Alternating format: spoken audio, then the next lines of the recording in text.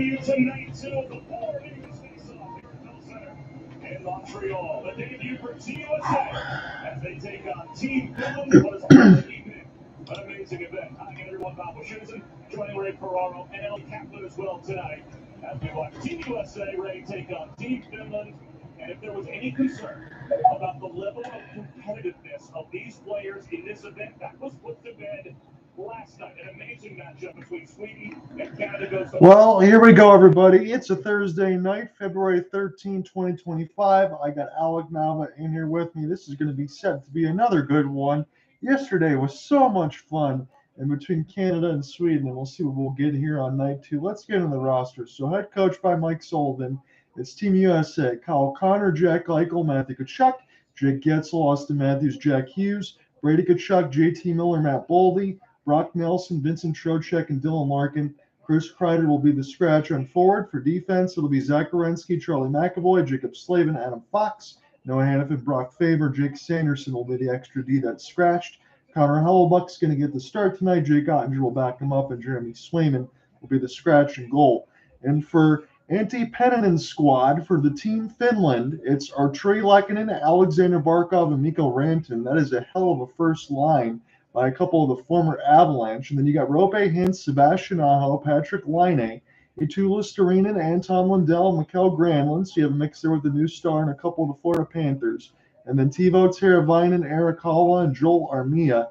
Capo Kakko is going to be the scratch and forward. It'll be Nico Mikkola, Esa Lindell on the back end, with Urho Vananainen and Nicholas Montepallo, who was added. And then Olli Maatta and Henri Jokiharju from the Buffalo Sabres. Juuso Välimäki will be the scratch. It'll be Jussi Saros to start tonight. Ukko-Pekka Luukkonen will be the backup. Alec, I am really jonesed up for this one for a completely different reason, obviously, because it is the Stars and Stripes colors here. And admittedly, I'll be rooting for them today, but we were treated to such a great matchup yesterday. But it is known to be said that between USA and Finland, a lot of these games that they play, regardless of whenever they do, is usually historically close. World Juniors, international stage, it's always close between USA and Finland, no matter where they match up. USA, they took that gold medal at the World Juniors on that Teddy Stiga overtime winner. But it seems that there's a common theme whenever USA and Finland match up. It's always tight. It's always uncomfortable for either side. It's going to come down to who has the last possession on the puck. Normally, who has the last possession on the offensive zone? Who has the more pressure when in the late stages? Who shows up more in the late stages? It usually comes down to that. Finland does have enough top-end talent on the forward core at the very least to try to keep up with USA, but USA's defense has a clear advantage over Finland's defense. Finland already was dealt a big blow when they lost Miro Heiskanen to injury when he collided with Mark Stone in that Dallas and Vegas game. That's going to be tough for them to go by because now Finland's top power play unit is all forwards. It initially was going to be Heiskanen as the power play quarterback. Now it's all forwards on the top power play unit. No, you're absolutely right, because Miro Heiskanen does a lot to drive the bus for the Dallas Stars, and you would expect with Team Finland being a little more thin on the back end as opposed to Team USA. That's to be expected. They also lost Yanni Hakanpää and I believe another starter as well, so that's going to have to elevate Olli Maatta, who, no disrespect to the Stanley Cup champion, you and I know him well, Alec, but there's going to be a lot on his shoulders alongside Esa Lindell, and Nico Mikkola is probably one of those guys that's more physical than offensive. Would you agree? Yeah, I would. Most of these guys are more defensive-minded. You have a lot of defensive-minded defensemen on the back end for Finland.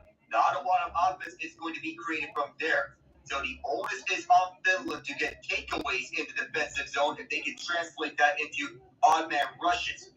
Nicholas Montepallo, I haven't heard of him a lot because he hasn't got enough point in the NHL this season. And he was just called up onto the roster because of an emergency basis as Yanni Hakanpää was ruled out. And it came at the expense of another NHL defensive prospect in Ville Heinola, who's still waiting for his turn. So let me throw it to you this way. Again, for Canada yesterday, I didn't have any goaltending reservations when it came to Jordan Binnington because of everybody on the forwards, everybody on the defense. This is going to be a reverse question, and it might strike anyone that isn't paying attention as a little bit odd, but Alec's going to know exactly where I'm going with this. So for Connor Hellebuyck in the regular season, 34-7-2, 206, 925, 6 shutouts. Really couldn't do any better. We all know that. But here's the difference. In the last 2 series in the playoffs, granted, it is the Vegas Golden Knights and the Colorado Avalanche in the last couple of series. But Connor Hellebuyck's played 10 games. He's 2-8. His goals against is above 450, and his save percentage is below 870. In totality, he's 18-27 in the postseason.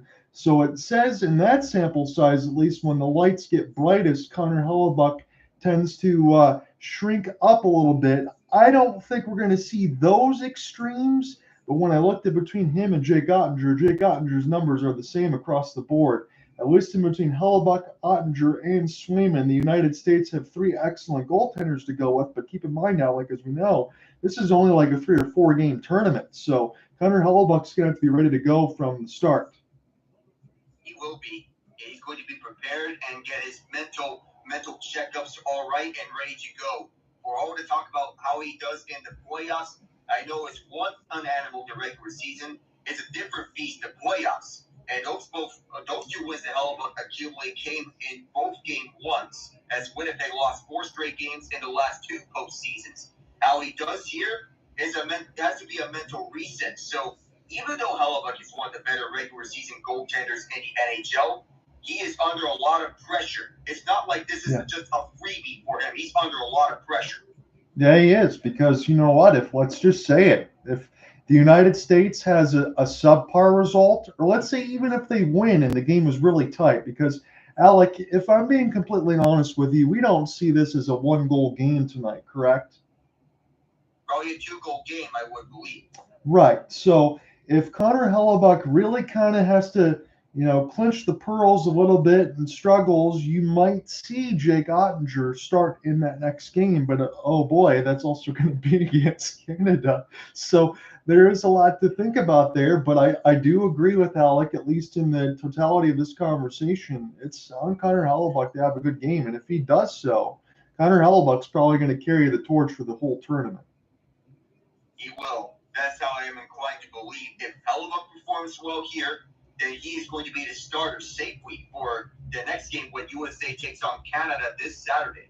Yeah, you will have the headline for that. Unfortunately, I'll have the Sharks assignment a little bit. If anything does come to pass, I will try to join you in a little bit late, or if not, even after. Again, we're going to get all the festivities and everything else from the beginning before we get into the puck drop here. We're about another 5 minutes or so away as everybody's starting to get introduced, and we're going to get that ceremonial puck drop again.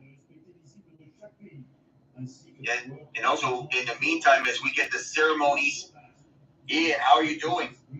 Doing good, my man. I'm gonna be while you guys are covering this, I'm going to be the eyes in the sky, checking up on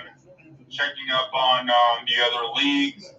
If any upsets happen or any of our favorite teams win, I'll be the one to announce that or they're winning. I'm currently trying to find on ESPN where they're not showing the full roster for either team, so it's kind of difficult to find right now. I do have those in front of me, Ian, as far as everything else. If you have any questions about lines real quick as we're going through the anthems. In the meantime, we have the Daytona duels right now. So those are the 2 dual races to determine who is going to start where exactly on the Daytona lineup, minus the front row, the top 2 finishers in qualifying right now. So it's the first duel. It's a pair of 60-lap races on a set of qualifying races. Yeah, you're going to have a lot of fun with that on Sunday as well. It's going to be an action-packed weekend for you, Alec, as well for me, for completely different reasons. And I hope you enjoy it on Saturday. I hope you enjoy it. I hope Daytona ends up being great on Sunday. I'm looking forward to hearing your calls. Indeed. So all that Chase Briscoe, who I mentioned yesterday as the pole sitter, and Austin Cindric in the second duel, all they have to do is have their cars hold up for the entire race.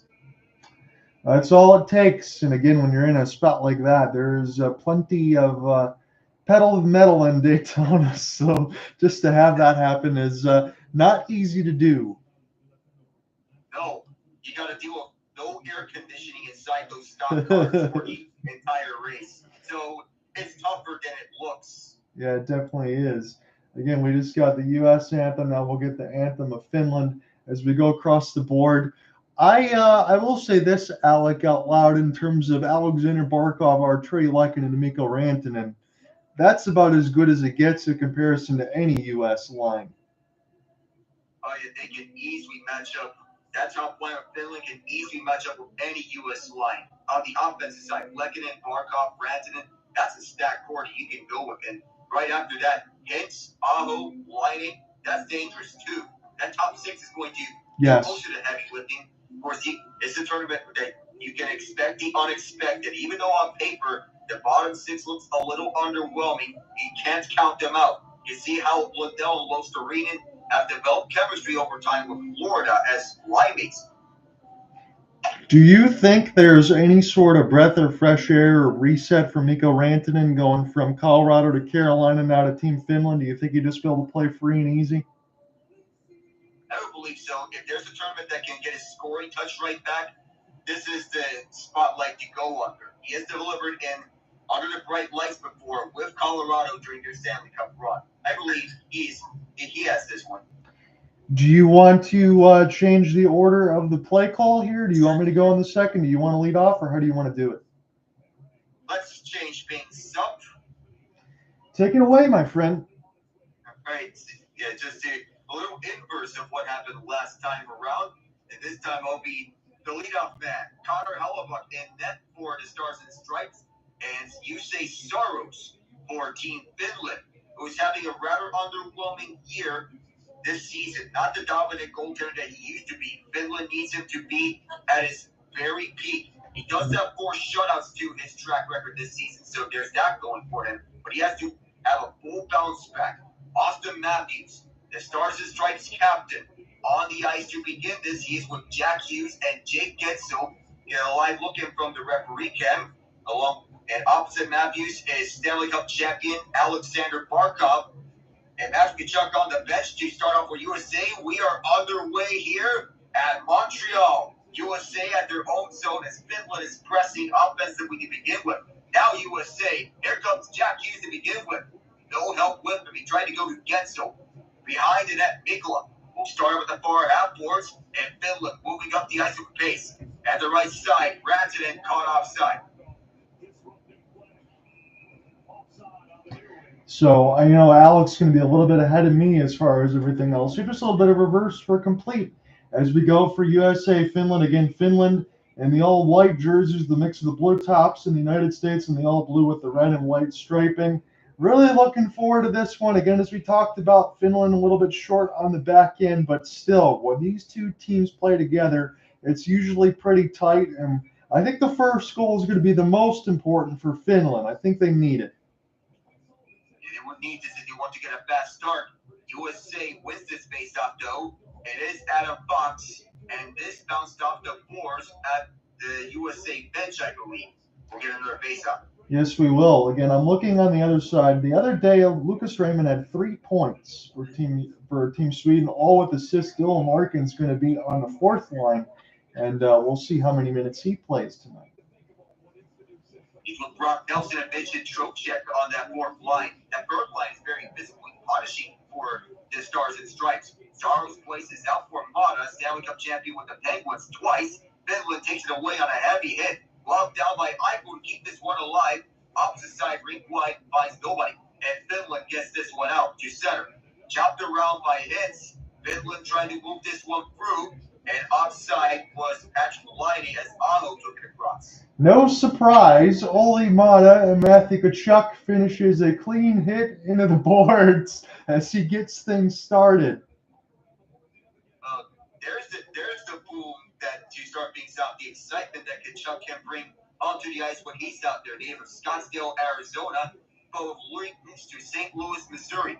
Through the far side, this is deflected right onto Saros, who scoops it up. And J.T. Miller is getting into a shopping match with Matthew Hollow, and several others are joining in. Here is the excitement turned all the way up to 10 to begin with. So if you think this is going to be lopsided, think again. No, I mean, again, I tried to call it as fair as we could there, Alec. I thought we did a good job with it. J.T. Miller A little bit after the whistle, he's not afraid to get into it as well as you called. You had Brady Tkachuk in there alongside with Boldy. This is going to get spicy. And meanwhile, at the duels, we have a caution out with Bubba Wallace, the leader in duel number 1. So we'll keep an eye out for that as we move along. USA wins the face-off, but it's out of zone. Noah Hanifin moves it up. It was deflected back deep. Rushing back to his pocket 9 and got punished around by both Brady Tkachuk and Miller. To the far side, a little chop pass, but Boldy was there to take it away. Faber ripped wide to Hanifin. Jake Sanderson, an extra defenseman, as Faber will move it up onto the red line, chops it in for the far side, and send it out to the near corner.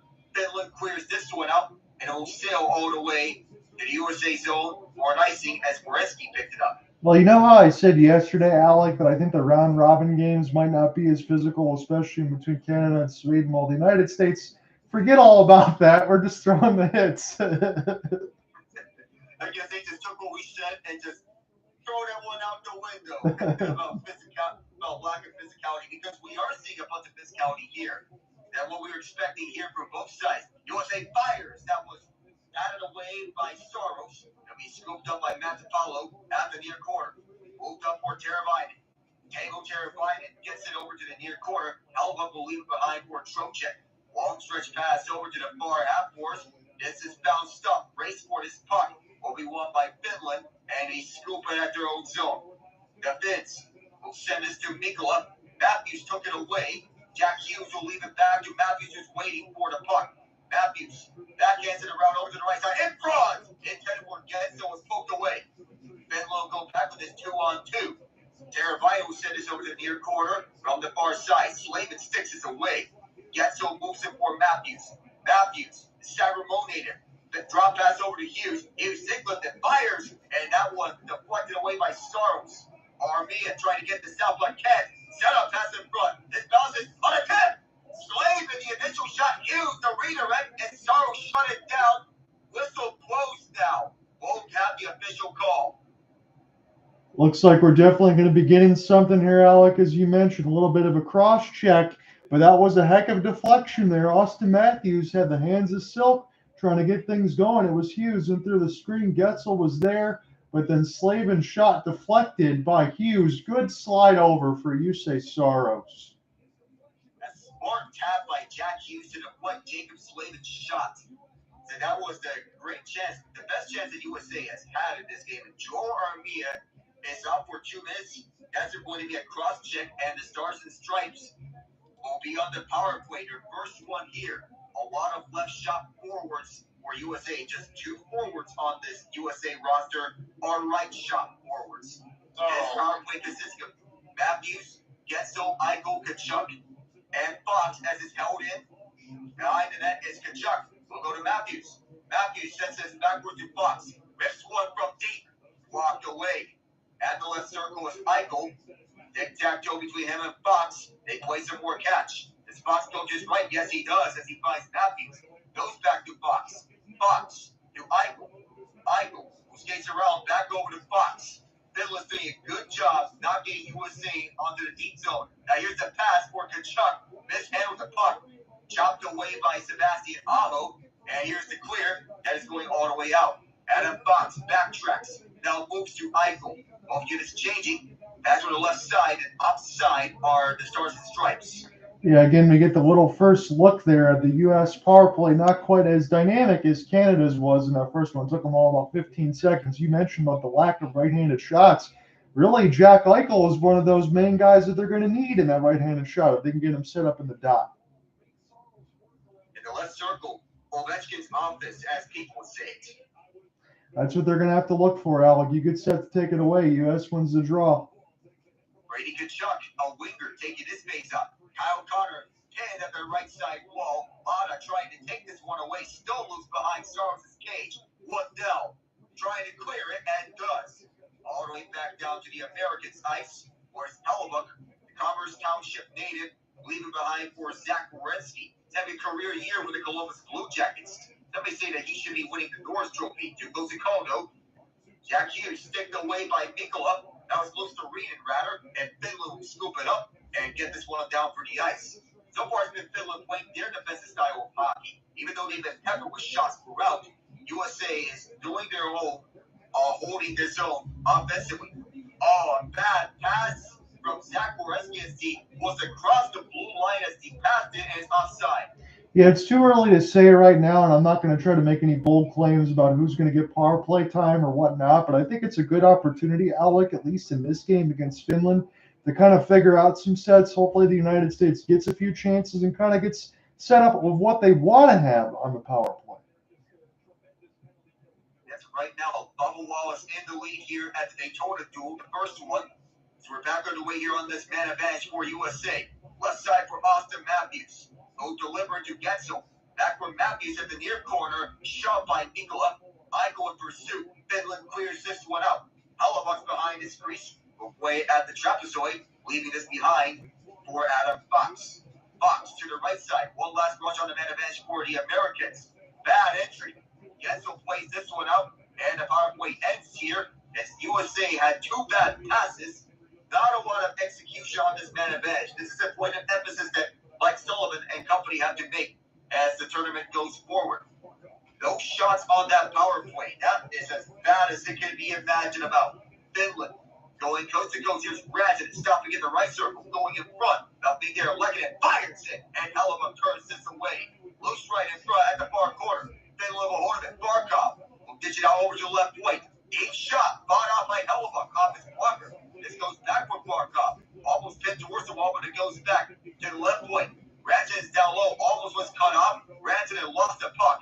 Sailing over to the near corner. Barkov racing for it, so was Hanifin. Radgen in front. Closed off by Boldy.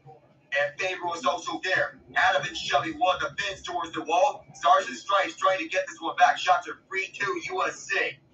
Early here in this first period. This goes back out onto the right point. Where's Jokiharju? Jokiharju around through the net. 45 seconds of zone time and counting. USA now has the puck, and they skate this out to center. Finland scoops it up at their own zone as the Americans make some changes. Jokiharju utilized out there for both the Finns and the Sergeant Stripes. Error takeaway here as Brock Nelson tried to scoop it up. Sergeant Stripes get it back in their own zone. 6 minutes deep into this game. Here is Trocheck, who moves his deep. Nelson in pursuit, but it's too far. Bottom. Away from Nelson, but the Americans pick it up on a turnover. Off the crossbar! How close was that? Around the net. This goes for USA on a one-timer. Who's in front? Scooped up behind the net. And Hitch was there to pick it up behind the net. Those were two of the best chances USA's had in this period. And this actually went out of play off the Finns bench. Oh. Brock Nelson, man, oh man, he couldn't get any closer. Hit the top of the right bar and then just went right to the left of the dot as we go to break. It was the best chance for USA, as you said there, Alec, and we'll see if they can generate more. But good work on the fourth line. Of course, the fourth line getting some quality turns here to try and find the back of the net. So far, so good for USA on at least at 5-on-5. You need to wake up a little more on the power play because there was a whole bunch of nothing. Yeah, I agree with you, Alec. Again, I think with this amount of talent, and again, I'm not trying to make excuses for it, but this is probably the most stacked roster that the United States has had in, I don't know, since what, 95, Miracle on Ice, 85, things like that. I think it's going to take a game, at least for them to work through the units that they want to choose, like I said earlier. And I think that they will get it together. And I imagine, I can't say this for certain, but Dylan Larkin is very good at killing penalties. He's also been leading part of the Red Wings attack and alongside with the Brinkett and Kane when they play with the original squad. I would not be surprised if his role continues to improve down the stretch. I mean, it's about the best players playing at their best, and you know what? You only really get one tune-up before you play Canada on Saturday. So. Yeah, that's true. And also, I'm surprised about the penalty killing about Dylan Larkin because you would usually anticipate that from Vincent Trocheck, right. Brock Nelson, J.T. Miller, among those players. But I was surprised about Dylan Larkin's penalty killing abilities so far in this game. I thought that it would be Chris Kreider in the lineup over Brock Nelson, but the season Kreider's having, at least Kreider can provide some net front goals on the man advantage. That's where his two-way ability can turn on. Yeah, you really can. And again, you can talk about in between Nelson and Kreider if you want to switch. Again, Kreider is the scratch today, and then Jake Sanderson on the back end defense.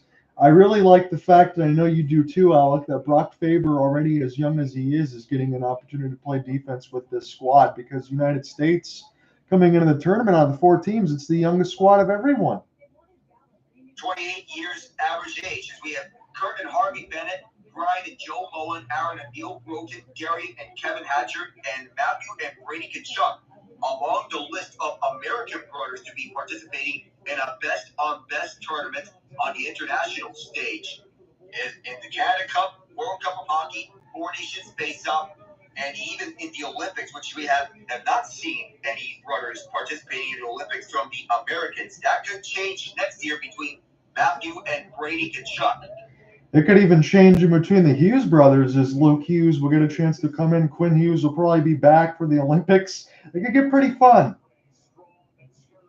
That could be very fun. It's a bummer that Quinn Hughes had to miss this best-on-best tournament because of injury. Little bump and running here as Austin Matthews took a shot, and that one wise. It's bounced over to Fox. And his own Slavin.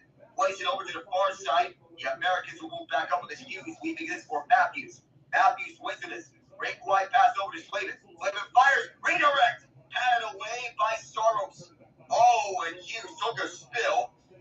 The Americans keep this one in at the far side. This will run over Saros' head.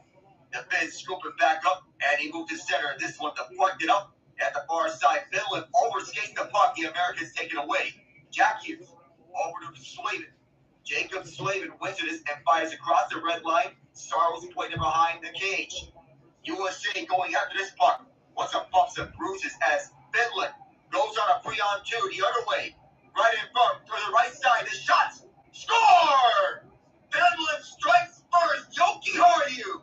That was a hell of a wrist shot there, wasn't it, Alec? I mean, he just takes that from the right stride. It's a 3-on-2 entering there for the Finns. Again, they haven't had a ton of shots, but it hasn't been the situation like we called yesterday with Sweden. I didn't feel like they could do anything.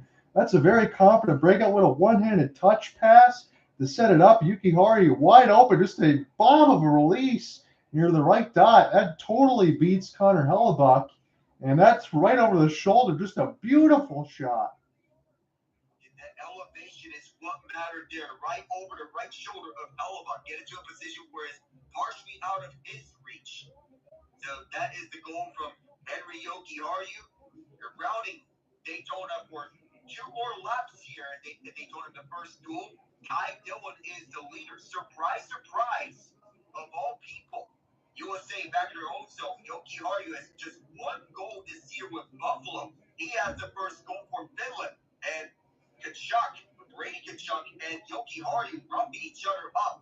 No arms in the air. Looks to read it. Gets the advantage right over 25. Charlie McAvoy. And the right point. This is a long shot that's kicked out by Hellebuyck. Rebound swept away. The Americans trying to get this one out. And the pass over to the slot, left circle. Myers stopped by Hellebuyck. That was close to reading with the last shot. Through the far corner. USA picks up McAvoy. Now wearing number 73. He's actually wearing 25. Brady Tkachuk did not ice it. Finland grabs it down. The Finns had the last 4 shots, had the last 3 shots on goal. Finland moves it up through the far side of the ice, near the benches. They move up with this puck. Volatility of this tournament shows how unpredictable it can be. Can't complain to Finland's advantage. Still a lot of game left, though. Through the far side, USA bouncing up, sticked away by Finland. Whiting over to Fox. Adam Fox over to the far corner. Finland will start up with this puck. Rick wide. The Finns moving up with this. Deflected in by Esther Lindell. Hellebuyck places out over to the far corner. For the open man, this one lofted up. USA makes 4 changes. Lindell. Tic-tac-toe between him and Terry Biden. Skating back is Hellebuyck. You scoop this one up. Lofted up by USA. Under duress and in trouble. The Americans skating away with this. Matthews got away with one.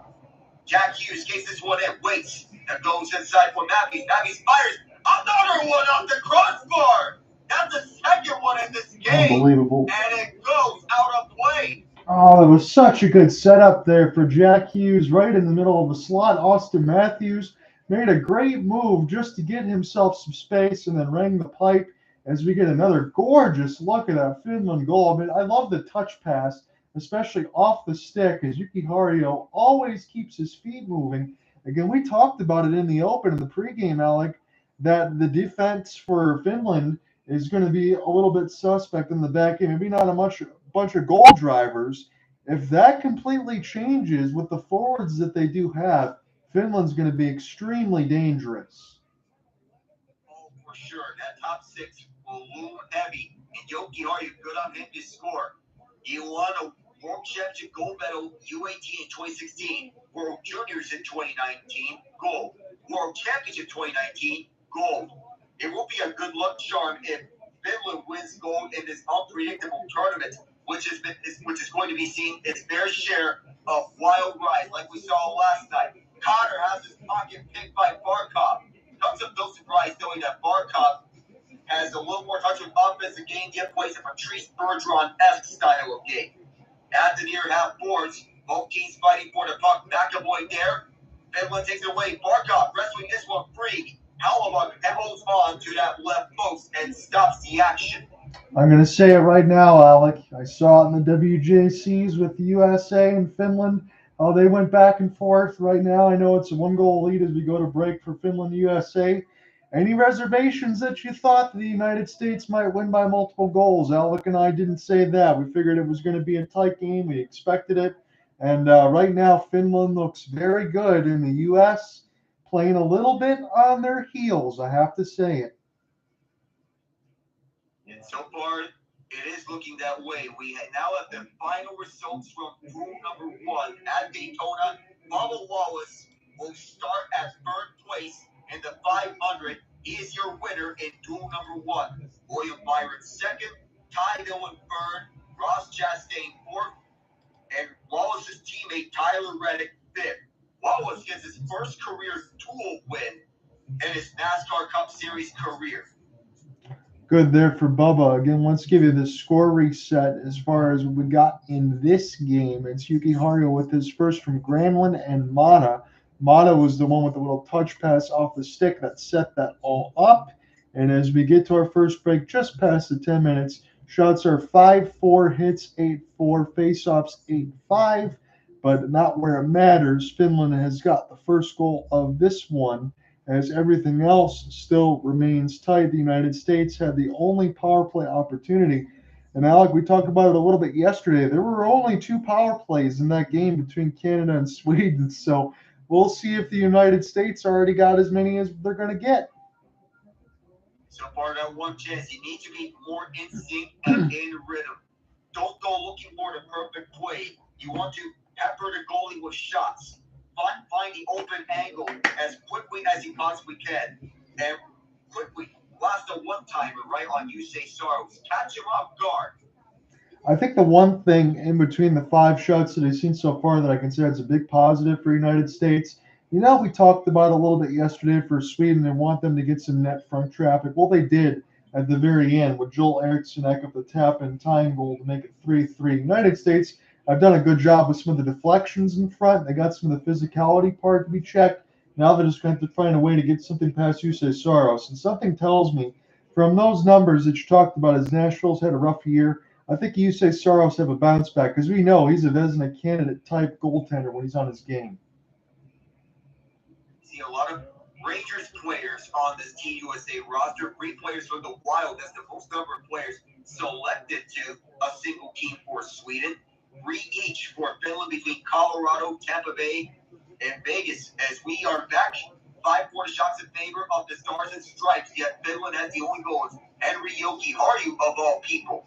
At the far corner, USA in front, Brady Tkachuk. Stick lifted from behind the net. Is it in? Is the puck in the net? Yes, it is. The Americans have tied it. That's hard work in there. Brady Tkachuk, and that was a great call by you, Alec, because even I didn't know at first.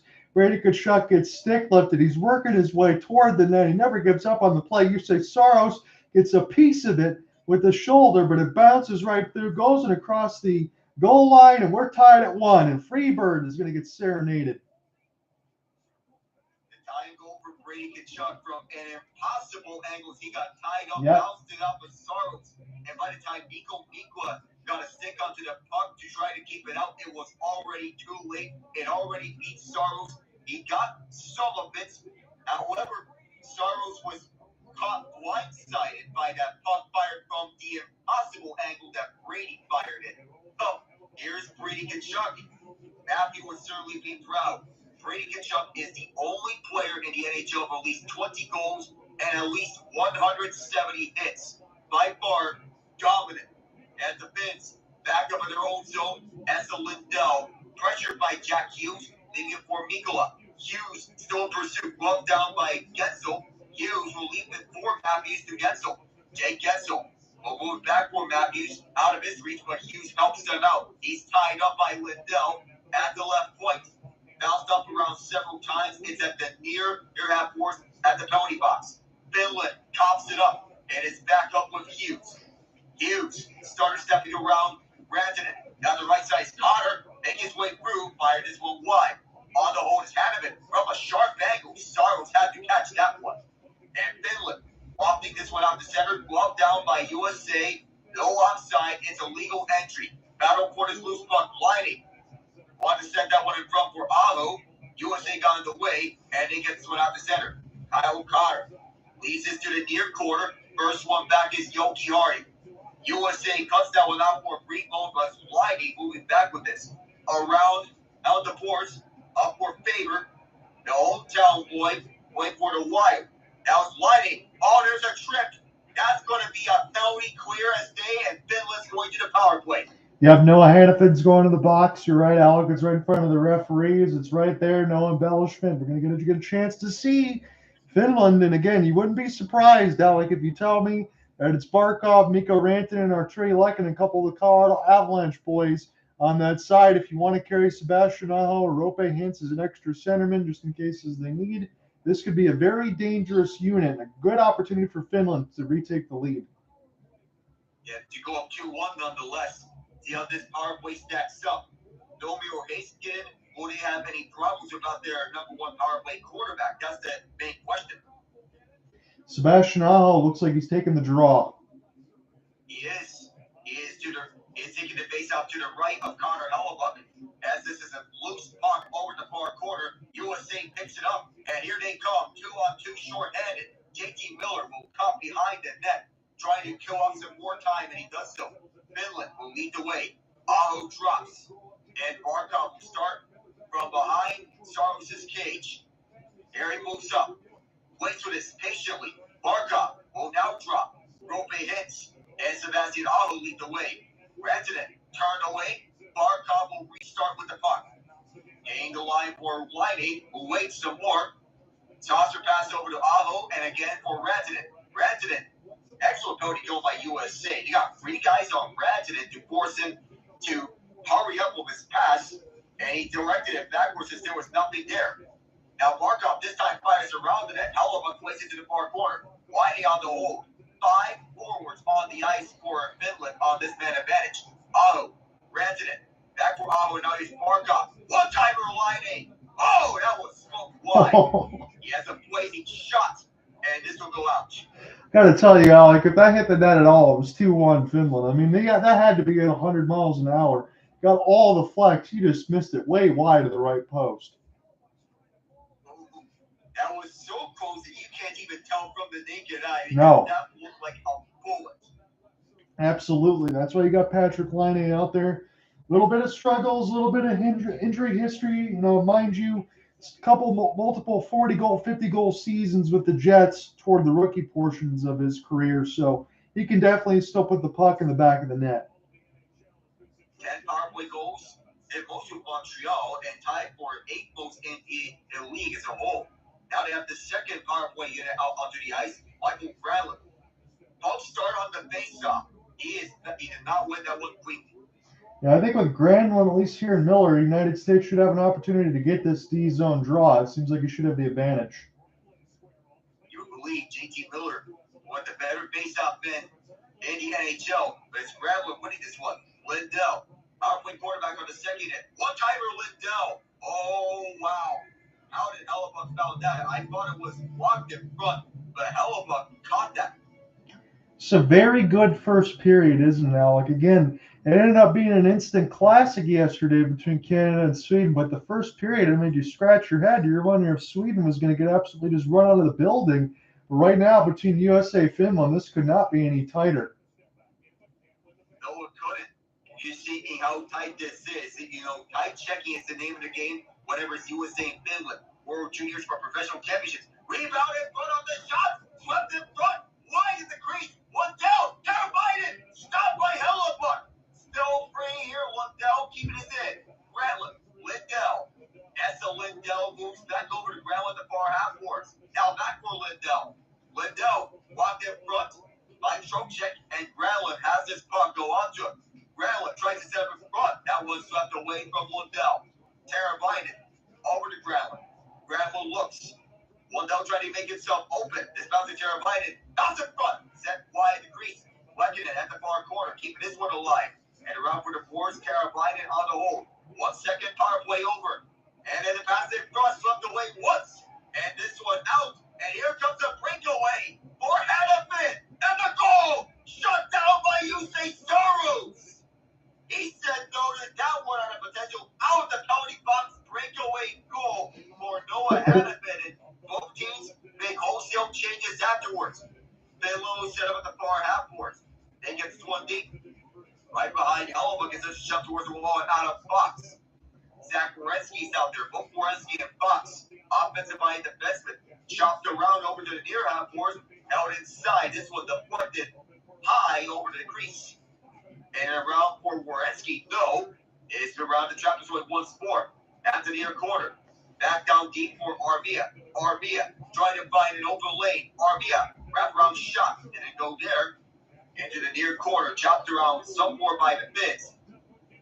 This is Jack Hughes picking it up for the Americans. And the pass missed his man.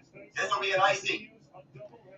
Man, you never really get those opportunities as much as you would like sometimes. And as clean as that was for Noah Hanifin, right out of the box, you say Saros shut down that backhand rather easily. And he did. That was as easy as it could get for him as he wanted to scoop that all the way down.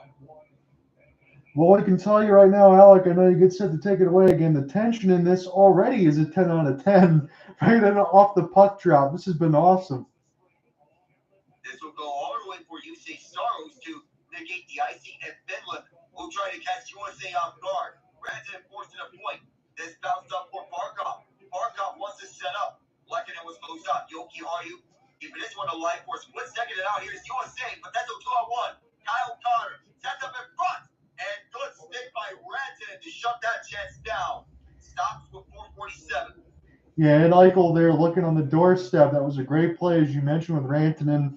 You know, we said it as honest as we could as far as Finland and their forwards. Really no danger as far as top line to top line. They weren't going to be outmatched. Oh, we're seeing that in some of the 5-on-5 play. Finland really pressing at the net. How close were some of those chances, Alec? Not even just the miss there for Laine, but some of those touch passes in tight. Hellebuyck has had to keep his head on a swivel. And man, oh man, it felt like Finland could have scored 3 or 4 times. It certainly felt like as such. Finland had a lot of good looks. And I mean, a lot of them. If you were to tell me how many, I don't know. But that Jokiharju shot is what stood out with that high wrister. But there were some other looks to be had. Hellebuyck able to shut them down, and especially with USA's defense coming up big on some moments, especially with shutting on a Barkov pass intended for Lehtinen at the front. This is going to take all hands on deck, it certainly seems like. You know, I wonder with the amount of talent, even if you can kind of play this pace all the way through 60 minutes, because if these two teams do, they're going to be happy to have the extra next few days off because it's been at a pace of 100. The chances have been electric. You say Saros and Connor Hellebuyck have had to play well. I think they really have. The only thing with you say you would like to have that chance back for Brady Tkachuk, but I mean, you got to give full marks to Brady on that. He was being stick lifted from behind. He's able to stay with the play 3 other times and still get the shot over the blocker and put it in to be able to give the United States at least a tie game so far. Yeah, at least, because With all those highlight reel plays, of course, you want a hard-working type of play. That Brady Tkachuk did on evening this up of one. But of course, if you want to have a more tight battle, we're getting exactly that. Finland's listed odds of winning this game are plus 1,000, and given the way that they're playing, they feel like those odds. They feel like they're being disrespected. I would say, gentlemen, I think we probably should jump on that. I know we're not gamblers, but you probably get a good payday because Finland looks like they can win this thing outright. And that's kind of what we expect going in. These games are always tight. It can come down to the wire. If Finland can continue to play this way, we're all going to be biting our nails. Yeah, USA. Go ahead, Al. I was just going to say I wholeheartedly agree there, John. Yeah, it's been an excellent game. I know Alex is going to get set back into the play-by-play. I mean, it's been a puncher's chance on both sides. You had those matchups back in the day with Ali Foreman and this and that. You can talk boxers analogies, anything else. We're seeing this right now on the hockey side in front of our eyes. Yeah, we are. And Finland, of course, they're a nail-biter team. That they're the type of team that they can catch up to one another. Finland been on 4 of 5 Olympics with NHL players. So here is Kyle Connor. We had that one go off the stick, and Finland will re-enter the American zone. Why are they fighting for the puck? Both he and McAvoy go down. McAvoy still searching for this puck. He's back at the left point, and that one fired wide. USA has it, and Werenski. Oh, he got decked. But that was Connor, rather. Finland takes it back up. Stopping his Aho. Sebastian Aho moves it around the back end over to Whiting. Whiting shut down by McAvoy, who backhands it over to Matthew Tkachuk, who is on his knees to get this one down onto the Finland zone. Esa Lindell with Nico Mikla. We're both back deep. 3:51 to go in the opening frame. 1 goal apiece to go from Henry Okiaru and Brady Tkachuk. Both teams change. USA takes it away. They go rink one of this pass. Connor. What's this one around? This one's in front of Saros. Batted down by Lehtinen. At the far half force, Lundell gets this one down. Jaccob Slavin backhands it away. Here the USA bench, the Americans pick it back one. Austin Matthews. Fancy little moves there and then feeds it over to Hughes. Hughes fires it, caught by Saros. Matthews poked this one away. Matthews still with this. Worked by Barkov. At the far half force, Lehtinen there, but Hughes is able to free the puck up. At the left point, USA holds it. Slavin goes for Matthews. It's over a stick.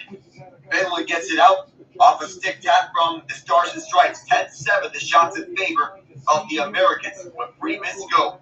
About pass around, and Hanifin starter steps around at the left side.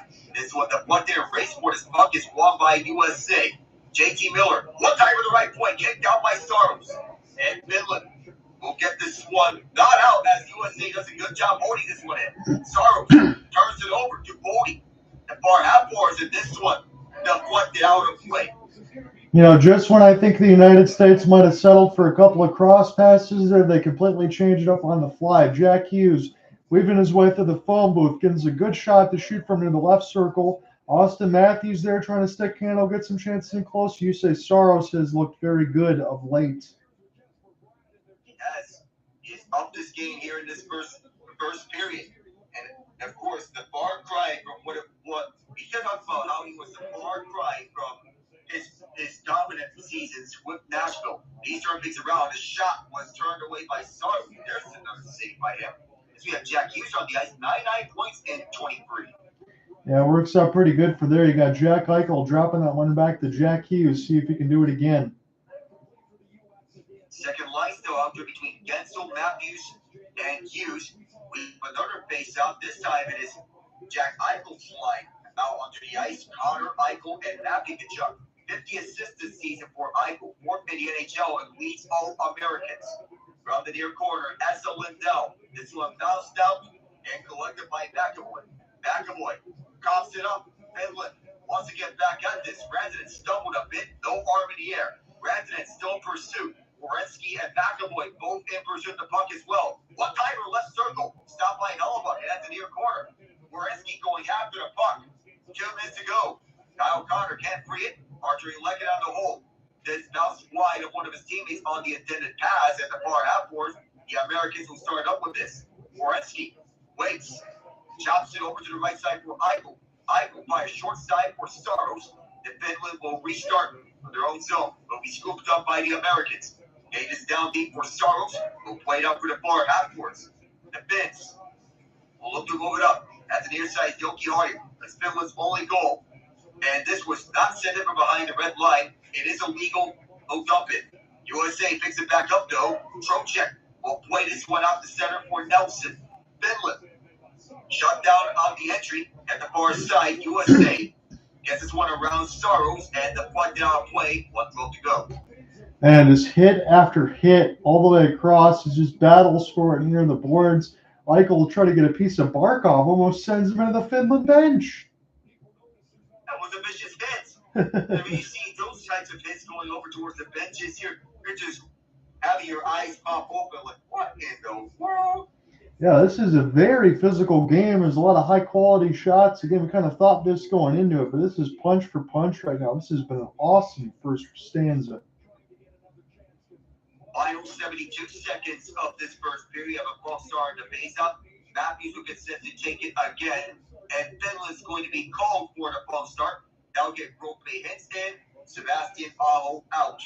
So we'll do this over again. This face-up is won by hits. Through the far boards. This bounce over to center. Grabbed out by Slavin, deflected inside. Henson pursued the puck. Matthews also there. Matthews trying to take this puck. Hughes is there too. Last minute. He's scooped up by hits. Behind his crease. Over to the far boards. Held in by the Americans. In front is Jack Hughes. And he tried to wait out Saros. And Saros was ready for the entire way. Through the far half-boards. The Finns will start up. Hits. We'll move it up through. USA takes it away and get this one down for the ice. Only Mata, deep in his own zone. 34 seconds. Mata rink wide over to his right side. The Finns send this one through. Low Serena, the first one at the far corner. 10 towards the wall. Lundell helps him out. Anton Lundell sends his back. Lundell fires it deep. It's blocked. Scooped up in the far half courts. And USA will get this one up for the ice. 15 seconds. He stars his stripes. Offside on their entry. Wasn't a bad idea there for Jack Hughes. Again, trying to wait out USA Saros, but you can't try to chip it over his head. Actually goes off his goal mask. That's the safety precaution about stopping the play for the goal mask. 14 seconds left. Jack Hughes has already 4 shot attempts and 2 shots on goal in this game. Just 2 seasons removed from having 99 points in a season. I have to know how the reaction is from the Hughes family. Quinn Hughes, Luke Hughes, and even Papa Hughes, Jim Hughes, that is. And you're probably going to see all of them, as you mentioned, in the Olympics next season as well. So there could be a lot going on for the Tkachuks, the Hughes family, all of these brothers. This is a big game right now. You got another face-off in 14 seconds. After a false start on the face-off, it's won by Kyle O'Connor. USA has it with 10. Eichel will look for one-timer. Werenski blocked in front, gets it back. Werenski, half spin, shot, blocked. Finland can run this out, and they'll shoot this a distance. 1-1. USA Finland after 1. Boy, is this evenly matched like we anticipated. Yeah, you really couldn't ask for a better first period between these two. You want good shots, you want deflections in front, you want dangerous passes that Connor Hellebuyck's got to deal with. Deflections there against USA Saros, hits, tit for tat. I mean, that's about as good as you can get in 20 minutes. It's kind of what we thought going in. And I guess the one thing you think about, we talked about some of the Connor Hellebuyck numbers in the playoffs and the regular season is completely different. But USA Saros looks like he's got those fire in his eyes behind that mask, Alec. This could be fun. Yes, it is. To get Redbox, Owen, and on board. Redbox, how are you? I'm good. I was waiting for y'all to bring me in. I'm great. I'm glad to see y'all doing some of the Four Nations face-off. I think this is a legendary replacement for the All-Star game, and in non-Olympic years, they've got to do this every single time. My only complaint is there's no Russia. Where is Ovi? Where is Svechnikov? You know, it's like it's not best on best without Ovi, who is going to break that all-time record. It's going to happen. But this has been a great game. I only managed to catch the first period of the game last night, but apparently Sweden made an epic comeback. Oh yeah, we had the call a little bit yesterday, Owen, on the side alongside with Alec and Ian. And after that first period, you kind of felt like Sweden might get run out of the building, but they were able to fight through that third. And Sidney Crosby, Mr. Spectacular, as usual, set up Mitchell Marner for the game winner. That ended up being an absolute epic. So here's a real important question. Are you guys doing Canada USA Saturday night in Montreal? See, Alec is going to be able to cover that. I have a Waterford Sharks assignment, so I cannot, but Alec will be covering it Saturday. Oh, boy, that's going to be a fun cast. I will be there. Canada USA, the entirety of the Bell Center is going to be booing the U.S. national anthem. It's going to be awesome. Whoa. I have no comment on that one. Hey, they were doing it to the Swedes last night. I mean, they did that too. And Sweden hasn't even done anything, and they were booing the Swedes. Oh man. Just imagine what it's going to be like on Saturday night. I'm so ready. Yeah, I could say this in between all of us, Alec, Ian, Owen. I think so far that this Four Nations, I know we've had a lot of commercials, the intrigue thing about what's going to happen. Now that the puck's actually dropped and we're sitting inside night two, this has superseded my expectations. This has been awesome. For sure, and I think a lot of people going into this thought it was going to be like an all-star weekend. And, first of all, I saw way too many people, especially in Maple Leafs fan groups, people who watch hockey on the regular, saying that this was just going to be another all-star game, that they weren't going to try. But if you listen to the players in their pre-tournament press conferences, if you looked at Theodore, who got injured 6 minutes into the first period of the Canada-Sweden game, no, they're playing for their country. Clearly, I mean, it's the NHL, so they're manufacturing these national teams. Clearly, these players see something in that, and they're delivering. You know, if it was like an all-star game, that game would have been 15-12. Yes. Canada or something stupid like that. There would have been no checks. There were lots of checks. There would have been no defense. There was lots of defense. Even tonight, you look at how Soros has been making these amazing saves. The U.S. should probably be up 3-1 right now. These players are putting everything into this because they're playing for their country. You know, no one cares if you're playing for the Central Division or the Western Conference or the Atlantic Division or the Eastern Conference. There's no pride in that. There's pride in playing for your country. Yeah, and NBA, take notes. This is how you do an all-star break.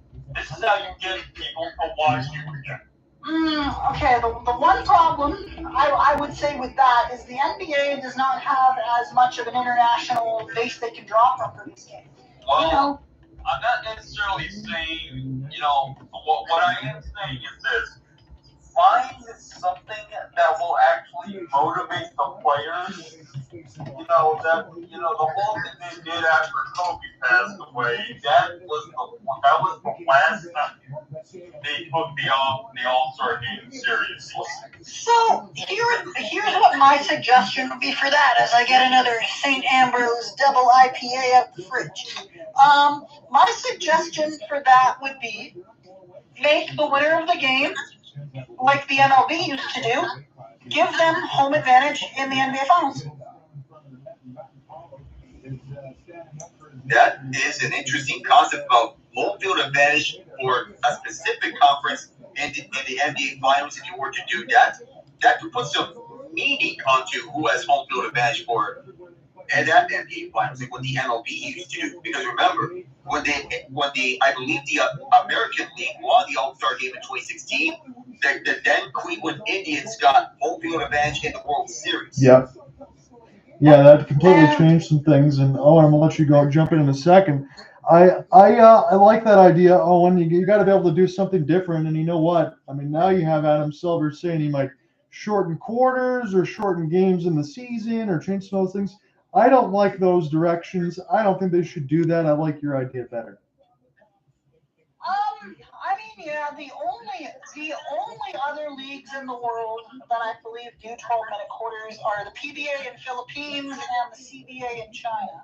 I believe all others play under FIBA rules, so 10-minute quarters, and then, of course, NCAA, if you're the NCAA women's, it's 20-minute halves, which is essentially the same thing.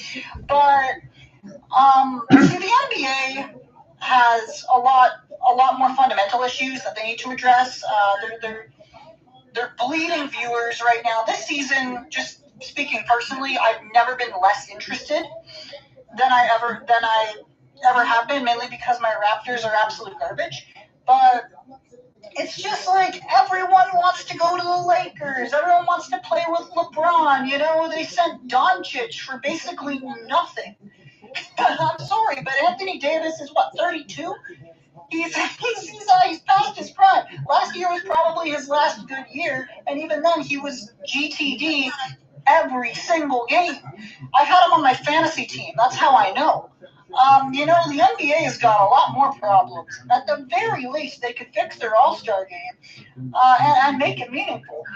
Make it so the players have something to play for. And yeah, I know you don't want to injure them. If you don't want them to have injuries, if that's your biggest concern, scrap the thing entirely. Because if players are truly to try and make a product that fans are going to want to watch, you're going to have to deal with that risk, just like the NHL is now with the Four Nations face-off, and we saw it last night with Theodore. Amen. And also, one thing that needs to be, another thing that needs to be talked about when it comes to that is what, you know, the MLB up until a few years ago, they had it where if you won the All-Star game, you got home field advantage for the World Series or the playoffs or something like that. Yes. They stopped doing that, but the players still take pride in it, so it's not a total disaster taking that away. But dear Lord, you know, the NBA it's not even a matter of divisional matchups because let's be real, in the NBA the whole divisional matchup thing doesn't mean crap. It's all based off conference play. And really, if you're not going to find a way to reward, like you said, reward the players for winning the All-Star game, I mean, there has to be an incentive later in the season. I'm not sure what exactly that would be. I don't know. Maybe. I mean, yeah. I don't really know what that would be because not like, you know, a cash incentive isn't going to do anything. They already get that. Yeah, and the NHL tried that, I believe, with their recent few All-Star. I think the winner got $1 million or something, and it didn't do shit because they're already. I mean, in the NHL, and especially in a league like the NBA or the MLB, who have substantially, the MLB doesn't have a salary cap, but substantially higher windows for what players can make. A couple mil ain't gonna do nothing. You know, the NBA Cup.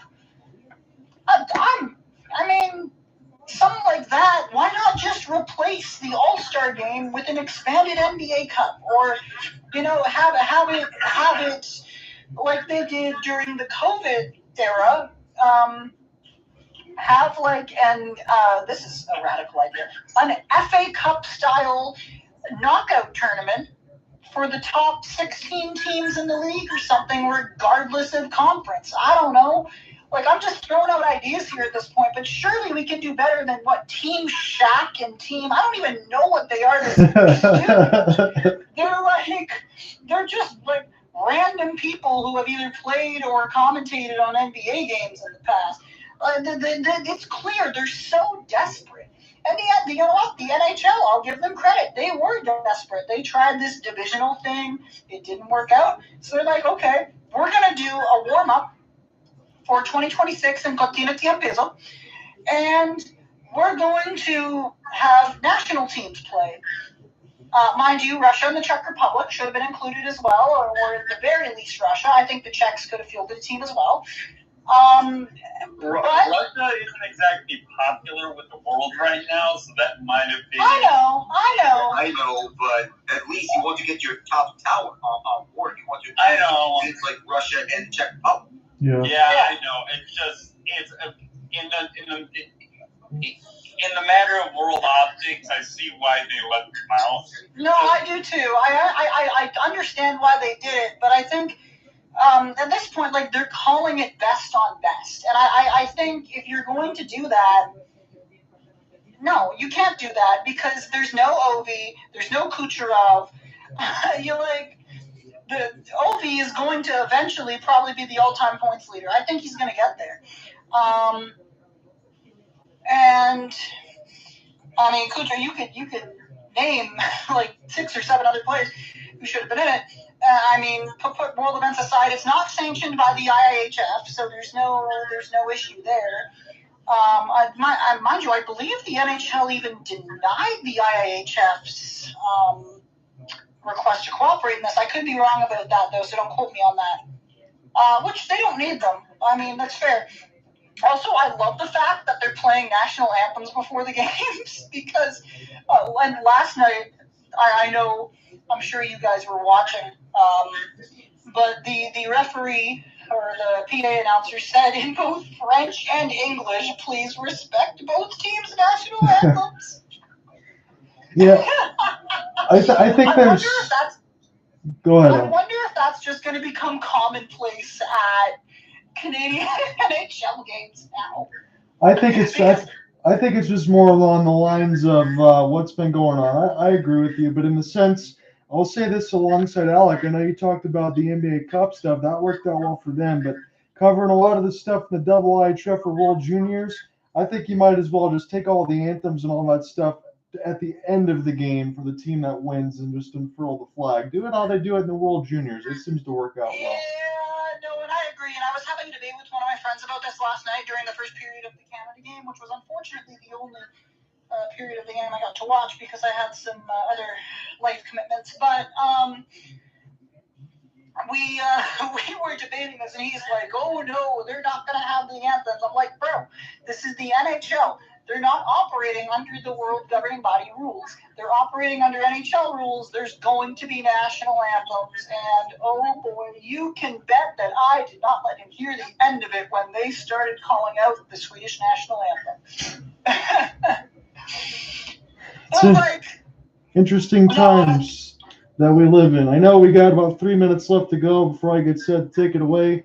Alec, you've invited the full bunch in there. We've had a good time. It's only night 2. I can't imagine what Saturday is going to bring you between USA and Canada, but let me just walk you into the reset before we get stuff going here. So Henry Yukiharu with his first from Mikael Granlund and Oli Mata, 7:31. That was a great little touch pass off the stick from Mata to lead it off the break, and then Yukiharu snipes it near the right side dot. The United States, less than 3 minutes later, respond. Brady Tkachuk gets stick lifted from behind, a little stick-to-itiveness, stays with the play, gets a shot just over the shoulder of Jussi Saros. Ties it up at 1 with the help of Matt Boldy and Zach Werenski. Jussi Saros, he was terrific in that first 12 of 13. Connor Hellebuyck didn't have as many chances, but the deflections he had to make were still tough saves. 6 of 7 as we get set for the second period. About another couple of minutes here. Alec, I still feel like we are going to have another period that's going to look a whole hell of a lot like the first. I feel the same way as well. They're going to keep up with this physicality. We're also going to keep up with how both teams limit the other their team's scoring chances, how they can cancel each other out one way or another. You could see this being more defensive rather than being a one-sided affair in favor of USA or Finland. We don't see this being a lopsided affair because that would be bad here, not only for the league, but how this would ramp up for the Winter Olympics. How it would be good, of course, what I mentioned, tight checking and more defense. I think that is what we will see, too. Here's your numbers. So 13-7 on the shot board, 13-6 hits, 14-11 face-offs, all in favor of the Stars and Stripes. Alec, it's interesting to note already with both teams 0 for 1 on the power play. That's already as many power plays as we had all of last night. In just one period, we have 2 power plays in this game. And last night, it's outstanding seeing just 2 penalties in total. Canada and Sweden were both outstandingly disciplined while maintaining their cool and their defensive composure all throughout the contest. That is clean hockey the way that people would like to see it. Yeah, it was good and physical, as we saw there in the first as well. And again, the only other thing I wonder, in the mix of the amount of hits, United States more than doubling up, as you mentioned, with 13-6. Will that at some point come to roost as far as Finland and their depth? Because I don't really have any issues about lines 1 through 4 on scoring. It's the back end defense, as we talked about. As the minutes get extended, as the game starts to get a little bit longer, as we get in the 50th, 60th minutes, will that showcase itself enough for the United States to try to find a way to get a win? Are we destined for another OT? I still think we will stay pretty close. Again, you and I picked the United States probably to win by a couple of goals. Same thing from what we saw yesterday between Canada and Sweden, but we split the difference. We got a hellacious OT last night. That was a lot of fun. Sidney Crosby with a heads-up play to set up for Mitch Marner, and we might get some more of that fun here. I'm going to be so happy to take over the second, and then I will split with you as you get set to back me up. I mean, these first 2 nights, I really would say it's been a 10 out of 10. Yes, it has. These first 2, definitely 10 out of 10 the whole way. Gets it to take it away.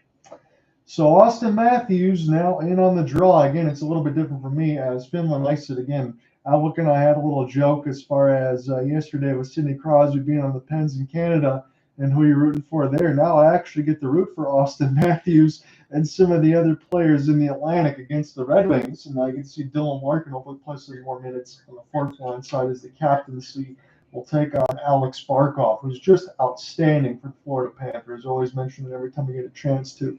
This goes in the corner now. Brush off ahead. Barkov trying to pick it off the back of skate. Here's a slap shot that goes way wide from Noah Hanifin. And back in behind the end boards. Again, it's a 1-1 contest. Yoki Haru and Brady Tkachuk, as this is just kept on the blue line side, looking for a deflection pass across and could not get the stick to the tape. As United States will take this one D to D a couple more times. Austin Matthews, backhand shovel into the corner. This one's picked off now by Trey Lehtinen. Lehtinen now will go ahead and try to find Rantanen, his former teammate, as this goes in the corner now. But they are playing together here in Finland, this time in Colorado. Ole Mata, and between the Pittsburgh Penguins and the Detroit Red Wings, he won some Stanley Cups. As this is now to the left side red one. Now on the backhand, Finland trying to work this around the inboards with Laine, picked off now by Matthew Tkachuk. Tkachuk will try to get this one ahead. Brock Faber keeps his head up, the Minnesota Wild product, already very young, already getting some big minutes. Faber will reverse, and this one will get sent in now by Kyle Connor, Winnipeg Jet. Now toward the right side of the circle, it's Faber. We'll take the pass across right side red line, spin it around the embankment.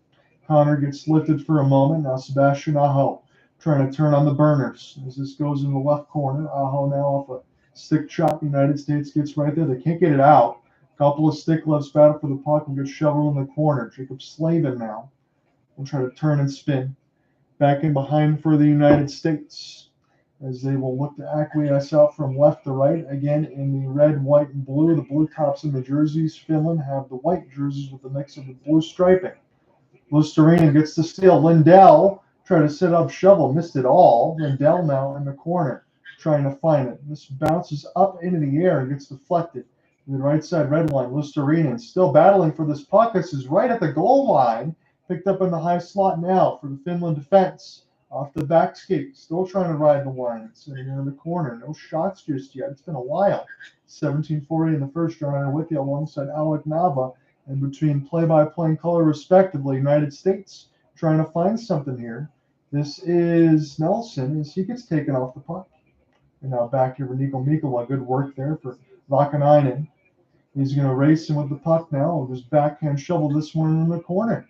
Finland now has got in the offensive end. The United States got to play defense with Noah Hanifin as he takes a hit. A long shovel pass, about 70 feet. And only Mata able to get this one ahead for his forwards. They're waiting on the right side, but this is picked off by Brady. He gets taken down. A couple big hits into the corner. As Finland now able to get up, avoid the bowling pins. Lindell gets the recipient of the pass and He gets picked off. This is right to Haula off a 2-on-2. Long shot, and that one just went wide of Hellebuyck toward the left post. Olimana now off the stick chop, and here's Adam Fox, New York Ranger. He gets pasted off the puck. Some reinforcements here for the United States. Noah Hanifin with his head up all the way. Offsides is the United States by a lot. But they were a little excited to set up that rush, just to say the least. They want to get onto it in a hurry. No shots to speak of between either side early in this second period. But there were some good looks, Finland namely, as they tested Connor Hellebuyck as some of those shots went wide. But good possession time by Finland nonetheless. Absolutely. Against the camera shots there of Mike Sullivan. You have John Hines and John Tortorella as part of the coaching staff for Team USA. A lot of hard-nosed guys, as you would imagine, on Team USA. You want that physicality. Slap shot, this one solved by Saros. And a good glove out of the air for Austin Matthews to deny a breakaway. As Saros now come out of the goal crease to go ahead and make a play. Trey Lehtinen will drop it here. Lehtinen now in around the boards. Again, it'll be Finland and Sweden at 1 on Saturday, and then USA-Canada. I know Alec's going to have that one just after 8 Eastern at that Ian's or Alex, so make sure you follow in. I know Owen and Ian will jump in there as well as we get a whistle with 16:03. So as both teams are progressing, you would notice that USA wants to ramp up more intensity. As they say, the pundits believe that USA has the most well-rounded roster, arguably the most complete roster of any of these 4 teams competing in this tournament. As Noah Hanifin previously, he did break out the penalty box to get a breakaway on USA Saros. It was a good defensive word by Austin Matthews to deny Finland a breakaway. He's one of the more underrated defensive players in the league. Couple crossfires and 0 for 1 on the breakaway, as Ian just mentioned, with alongside Alec just mentioned alongside with Noah Hanifin, as this is picked up into the corner now. Mana will send this one around the kick play for Sebastian Aho. That sets up a 1T, a good stick save. Might have actually blocked off the defense for the United States, but that was incredibly dangerous as this one gets shoveled in the corner. Montepalo takes a hit from Kyle Connor. Again, a couple different looks. No Jani Hakanpää, no Miro Heiskanen. A couple Dallas Stars there for Team Finland. So that really kind of takes some of the sails out of the defensive power that they could have on the offensive end. But we'll see. Finland still looks really good as far as their 12 forwards, as this is recollected there for Matthew Tkachuk. He takes a hit to try to make a play, and the United States might as well just get all their forwards a acquiesced here. 15:05 left to go in the second. Shot board is 13-8 as the crowd continues to boo as the United States taking a really long time on this breakout. It's Adam Fox. Shots in this period are 1-0 Finland. Hell, this feels a lot like my first period call, and then Alec had all the action in the first period to start this one as Adam Fox. But again, you kind of figure you have to have this here for Finland because you don't want to let this get into a track. I don't think that would behoove them very well. Noah Hanifin now. He takes a big hit as this one toward the left side red line. Crowd cheers as Hanifin goes down. Mikkola takes a hit, and now Haula will be able to chip this one in. He will actually be able to get to this puck first as this is sent around the end boards. Teravainen now tries to get around the U.S. reinforcements. This is a pull ball pass right to the right side boards. Turnaround shots for Haula. This one goes wide. Mikkola now will send a backhand in around the left side red line. Chance out in front. Good save. Hellebuyck. That was the best one so far in the second. Just a second shot for Finland as we hit the 14-minute marker. Mikkola now get a chance to slow this one down at the half spin. Good move for Esa Lindell. See if they can break out right to left. Drop pass a little bit too far near the right side boards. United States might have some speed. It's Trocheck off the drop. Larkin one more feed. This one bounces up into the air. I'm going to come out of my seat there if Dylan Larkin scores a goal. You can bet. Dylan Larkin now. Good work off the back check and the left. Watch this one go back and around for Hellebuyck. Hellebuyck now gets picketed back behind the net. He did not have a very good look there, but Dylan Larkin is trying to keep this in the corner with former U of M teammate Zach Werenski as this goes back around for Vaakanainen. Shots are 13-9. Finland with the puck in the neutral zone as it's Barkov. Barkov, long shot, saved by Hellebuyck. Rebound is loose out in front, shovel in the corner for Teravainen. Teravainen near the right side boards. And off the bumper, this gets deflected a couple times. United States take a rolling vulcanized rubber, get it out. Olli Maatta, left side red line now. Good work off the backhand pivot, gains the zone. Nice work for Ole. Drop it for Sebastian Aho. Guentzel just punch it in the corner.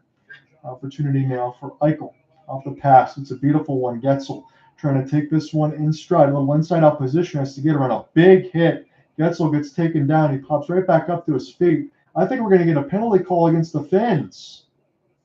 Well, I believe the reaction from that hit was hard enough to warrant a hand into the air. I believe that's what it's about. And Nicholas Montipalo, the guilty party for that big hit, I would believe they would either call this cross-checking or boarding. Yeah, you got it, Alec. You got the ladder and the board. Montipalo going to get set to the box, but you know what, Alec, you know about Jake Guentzel. You got to give him full marks. He took a big hit to make a play. His face went into the boards. He won that chip and chase and forced the penalty call. You won the foot race, and Montipalo went too hard of a shove towards Guentzel, and Guentzel went flying face first towards that first of boards. That's a penalty. That's the reaction from the officials on what drew that penalty. Now, as for what it's worth, USA needs to turn things around on this power play. They cannot have a do-over of their last power play where they were just waiting for a perfect pass, trying to find open lanes. You have to keep peppering USA Stars with shots. And I don't disagree with you at all, Alec. I just wonder, as you mentioned, in the first power play, United States did not get a single shot. We saw a little bit of Auston Matthews and Jack Hughes and Tkachuk. I wonder if they try to mix the lines in on the fly. But I also mentioned this, that could be extremely difficult, and that could also be dangerous, because if you do turn this puck over against Finland right now, it would not surprise me from the way that they're playing if they even scored a shorthanded goal. I mean, this game is really anybody's for the taking right now, as we're almost halfway through the second. We're getting closer halfway through the regulation, and this one's still too close to call. Yeah, it would not surprise me if Finland does manage to get a shorthanded goal on their defensive possession when they get onto the ice. If they get a stick onto the lane, a good stick, then they can generate that takeaway and go coast to coast and make this a 2-1 lead for them. Whenever there's Barkov on the ice, you can't throw out that possibility. And we mentioned it alongside Quinn Hughes. Again, no Miro Heiskanen on the other side for Finland or Hakanpää, but I don't want to make the excuse for the United States because they're just way too talented on the defensive end. But I think not having Quinn Hughes on the power play, especially when somebody can really command the play and set up those passes, really hurts their attack. And this is no job at Adam Fox either. He's no slouch, but not having Quinn Hughes, who's the Norris Trophy winner last season and one of the best offensive defensemen in the game right now, not having him hurts the Americans even more. Fox on the first power play helps out, but you ideally want to have Hughes on this roster right now. Yeah, I'm glad that we agree with that. I just want to mention that there again. It's not going to change much as far as the United States about where they should medal or where the talent is on the team. We all know that it's there, but it's got to come together. And again, they're going to have to figure this power play line out, as I mentioned from the first, because you're playing Canada on Saturday, and you have to know exactly who's going to be able to dominate and give you some chances. So Adam Fox's chance from the point is a slap shot that's blocked and sent all the way back down to Connor Hellebuyck. So Adam Fox now going to try to start this one from left to right. That's what the United States will attack, and this is a very elongated breakup. They go all the way back to Hellebuyck and Matthews, and now Matthews will drop this to Eichel. Eichel now gains the entry. Finland is backing up as Eichel will work his way into a lap and behind the net and use his Saros. Now Auston Matthews back in behind the mesh. Matthew Tkachuk, no stranger to the physicality, leaves the Fox. This is toward the right side. This is easily picked off. Here's a foot race. Anton Lundell, he still got it, shovels it toward Hellebuyck in a short-handed save. So there you go. We were just talking about that. Now Auston Matthews here for Jack Eichel off the drop. It's Matthew Tkachuk, now to Auston. Number 34, shovel in the corner for Fox. This looks a lot big discombobulation here.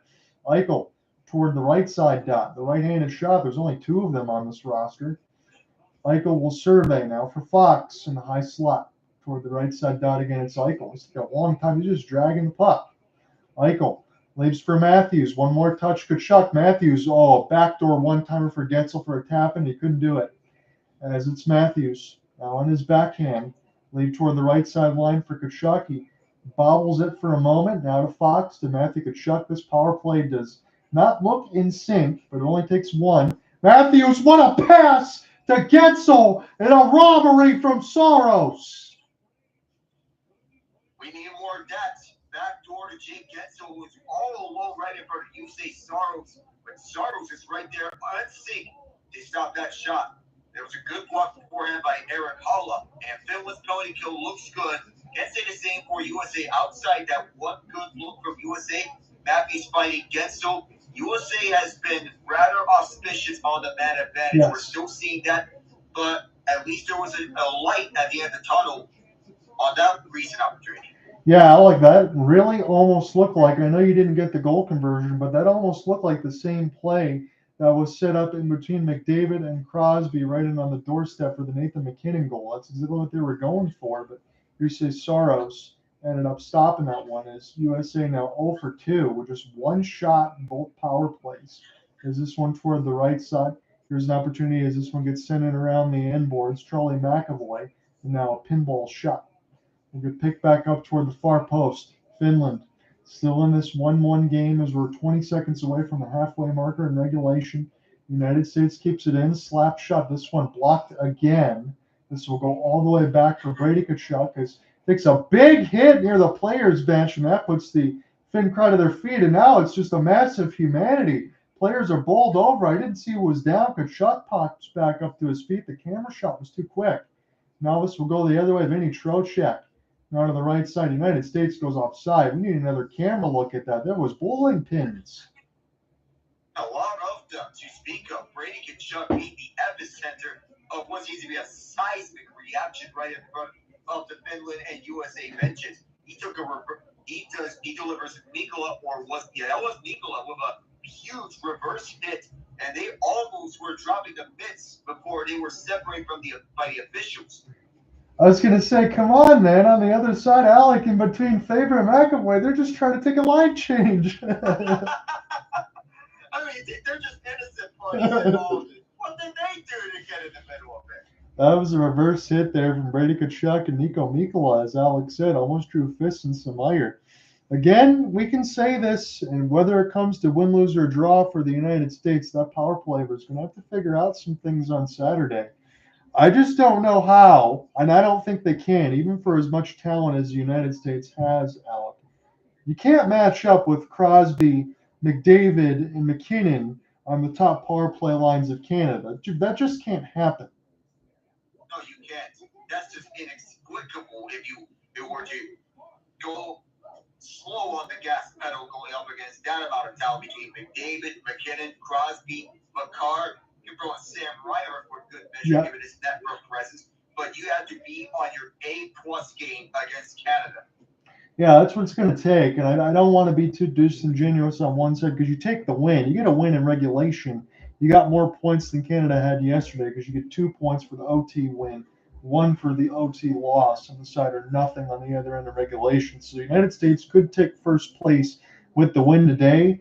But I will say this, even though I won't be on the call on Saturday, if the United States looks like this on the power play against Canada, I don't think they're going to win it. Yeah, and because it's 3 points for the regular win, right? Yes. Oh, so just like double I. Okay. Yeah, I mean, our only issue is our goalie. I don't know what Canada was thinking with our goalie selections. Like, there was better options, but you know. Yeah, I don't know, man. It was stupid. We talked about that. Fine with goaltending. The defense in front of you will help you out. That's what I think that was their rationale behind it. I mean, we've got the 3 top scorers in the league. Right. And the game's coming back, so I'm going to pass it over back to you, John. But we got the 3 top scorers in the league. I think their rationale is we don't have to worry about it. Anyway, we're back. Let's go. No, Owen, I agree with you, Owen, on the side of it. Alec and I talked about it a lot. I think when we do another 4 nations after the Olympics at some point, because we'll mix in All-Star and 4 nations, that they might try to make this selection process go a little longer because there's no reason that Logan Thompson was left off this roster. Here's Eichel now. Off the rush, good blocker save for Saros, bounced up in the air, right to the fins, and off the stick lift. 9:30 left to go in the second, still 1-1. Patrick Laine lost the puck, and now the United States has some speed, but there is backline help with Mata. Off the drop, one more and one pass too many. And alongside for Matthew Tkachuk, little inside-out body positioning, good work there for Finland. This could spring something dangerous for Aho. Off the drop, one more for Rantanen in between his stick blades, and this is picked up now for Finland. Brush in the corner. They can't touch, been delayed offside. They did so now, so that'll blow play dead. I don't know what USA was thinking with that last pass. I mean, you got to shoot the puck. Yes. What reason are you trying to pass the puck for after Jack Eichel fired off the blocker of USA Saros? That was one pass too many when USA had a golden opportunity to fire towards the net. One pass too many. Glad you agree there, Alec, with me again. I think you have all the roster selection for a reason. I don't think there is any hesitancy. You get anything with traffic out in front from the point, anything in the slot. Hell, you just saw the shot from the very beginning of the first goal with Hanifin-Brock, who's got one goal on the year, as you mentioned with the Sabres. There was no hesitation from him when he got in the right spot to let it go. Let it go. You got the talent on the roster. I completely agree. As this is now Mikko Rantanen, the Moose. Now off a touch pass, this one in tight, just wide of the right post. I'm not sure how, as this is Hanifin off the long foot. This will be Hughes. What a beautiful pass ahead. A couple of stick drags, and Matthews missed it all, but you can see what he was trying to do. Matthews trying to bank it off the Guentzel, and this will get settled back down for Adam Fox. Shots are 15-11. Again, as I mentioned, first period, it feels like a lot for me from Canada, Sweden into the second. Not a lot of chances. It's all defense and a little bit too much. Here's a break. Finland, oh! That one goes off the stick of Connor Hellebuyck, and I'm not sure how that one didn't go in the net. If we're mixed on the other side, I'm still looking at my roster sheet. We'll get a look at that in a second as this is picked up and off the back, and a couple of Finland players collide. Nico Mikkola gets a chance to settle it down. Sent toward the net, blocked off the Stars and Stripes. Kyle Connor in his own end. Connor now toward the center ice logo. He gets stick lifted as this is background for Matt Boldy, who forces the interception. Boldy now from Fox. Good reverse hit there against Mikkola. I was already bringing all the physicality. I knew he was going to do that. This is toward the right side. Trocheck, a flutter, but that wasn't set up quick enough for Connor to even get a deflection. There's Finland now. Aho. He can be the recipient of the pass, but a good stick lift for the United States on their own end as Boldy will try to get started a little deep in against the boards. And this now will be only Mana. Good shovel pass ahead from D to D. Now Laine try to pick it up. Good feather to Mata. As Finland, no problem gaining the zone right now. It's just chances on the other end for both haven't been too many. One more look now. Dylan Larkin with an outstretched pass. Got a ton of speed. Larkin's going to try to win the race. He got hooked as this one goes to the right side corner, but no call as this will be intercepted by Finland and pushed ahead the other way. Sebastian Aho, Rope Hintz will go ahead and take their changes. This is Brock Faber. 6:35 left to go in the second. Haven't had a lot of offensive calls really at all in this second period, so I haven't had to test the voice register, but we know the rest of it's coming, and Alec's going to have to stay sharp, that's for sure. As this one sent down, Connor Hellebuyck. Kind of wonder if he's growing cold as far as the chances he has not faced. That's the one concern if you're a USA fan. There's this one toward the left side corner. Jack Eichel now trying to find it against Lehtinen. Now Granlund in behind the net. Granlund still trying to dance with it. Survey. Dangerous pass out in front, and Connor Hellebuyck will just swallow it up instead. Oh, that was so close. Very close for Connor Hellebuyck as he had to react quickly as this was going 5-0 towards him. And he keeps this one tied up at 1 on a dangerous feed to Anton Lundell. And that was Eric Halla. I finally got to look on my sheet as far as that shot for a chance that almost went in. We didn't get that camera shot just yet, but Eric Halla was the one that almost scored to give Finland a 2-1 lead about a minute and a half ago. Right now we stand 6:05 left to go in the second. Joining with you alongside Alec Nava between 4x4 and Color. We got Owen and Ian with us in the mix of it. It is USA 1, Finland 1. We're in the Bell Center in Montreal. When we get toward next week, that's when we shift to TD Garden in Boston as we get closer toward the championship game on Thursday. Alec and I will be back for that, regardless of who plays in the Four Nation, at least together, as we get a whistle. Puck goes in the players' bench. By the USA bench, and as such, USA playing on their heels throughout this game. Finland's playing with their hearts out. And historically, Finland's had a proud hockey pedigree throughout their history, and they keep playing this type of hockey. Their brand of hockey involving tight checking and their ability to catch up with the other nations, despite not having the talent that the USA has in terms of roster comparisons. But Finland's showing what they are made of and what they really know in hockey. Yeah, you're right, Alec. And again, I kind of take it akin to WJCs and what we're seeing now, too. You might not have as much talent as you want, but you're still physical. You play a USA style of game. You got size. You're not afraid to win battles in the corner. That's how you win games. Yeah, that's how you earn your reputation for being one of the toughest outs in international play. So let's take a look really quick as far as anything else is scoring updates. Not a lot in the NBA circles today. Heat and Mavericks, 56-55. I think Kyrie Irving, last night, Alec, almost dropped about a 50-point game. I think he's missing today's game as the Heat are up by 1. So the day off after Dallas got the big win over Golden State. So far, no good for the Mavs, despite not having Anthony Davis. Dante Exum leading the way of all people. Yeah, that's not one that we would expect right now in a half as well. If you're looking at Ian's Thunder, they are down by 8 against the Timberwolves at Target Center. It is 17 from Naz Reid, who's continued to have a good couple of games here, 10 points. Anthony Edwards, just 2 of 10, 0 of 6 from distance. And on the other side for the Utah Jazz, Oklahoma City Thunder, 14 points for Jalen Williams, 11 for Shai Gilgeous-Alexander. He's not having a great shooting night either. He's just 2 of 13. Surprisingly, the Utah Jazz may be in line to beating both Los Angeles teams. They beat the Lakers last night. They're up by 17 on the Clippers now. That's why I must have said that name. I had that on the brain. And again, as you mentioned, 47-28. So again, teams with the 2 best records advance to the championship. That will be on Thursday. Alec and I will have that. I'm going to do my very best to join in on Monday. I do have some family stuff that I think I'm going to have to attend to. I'm going to try to get that moved early so I can cover the late game between USA and Sweden with Alec. So my only intention is missing Saturday, not anything else. As this is picked up on the D-zone draw. And this will be sticked up into the air, Austin Matthews. Been a little bit quiet, but again, it's really all of USA as far as their attack. Finland, there's no surprise as far as what we have. The United States have iced it. I think everybody in Finland, all things all told, Alec, have played pretty well.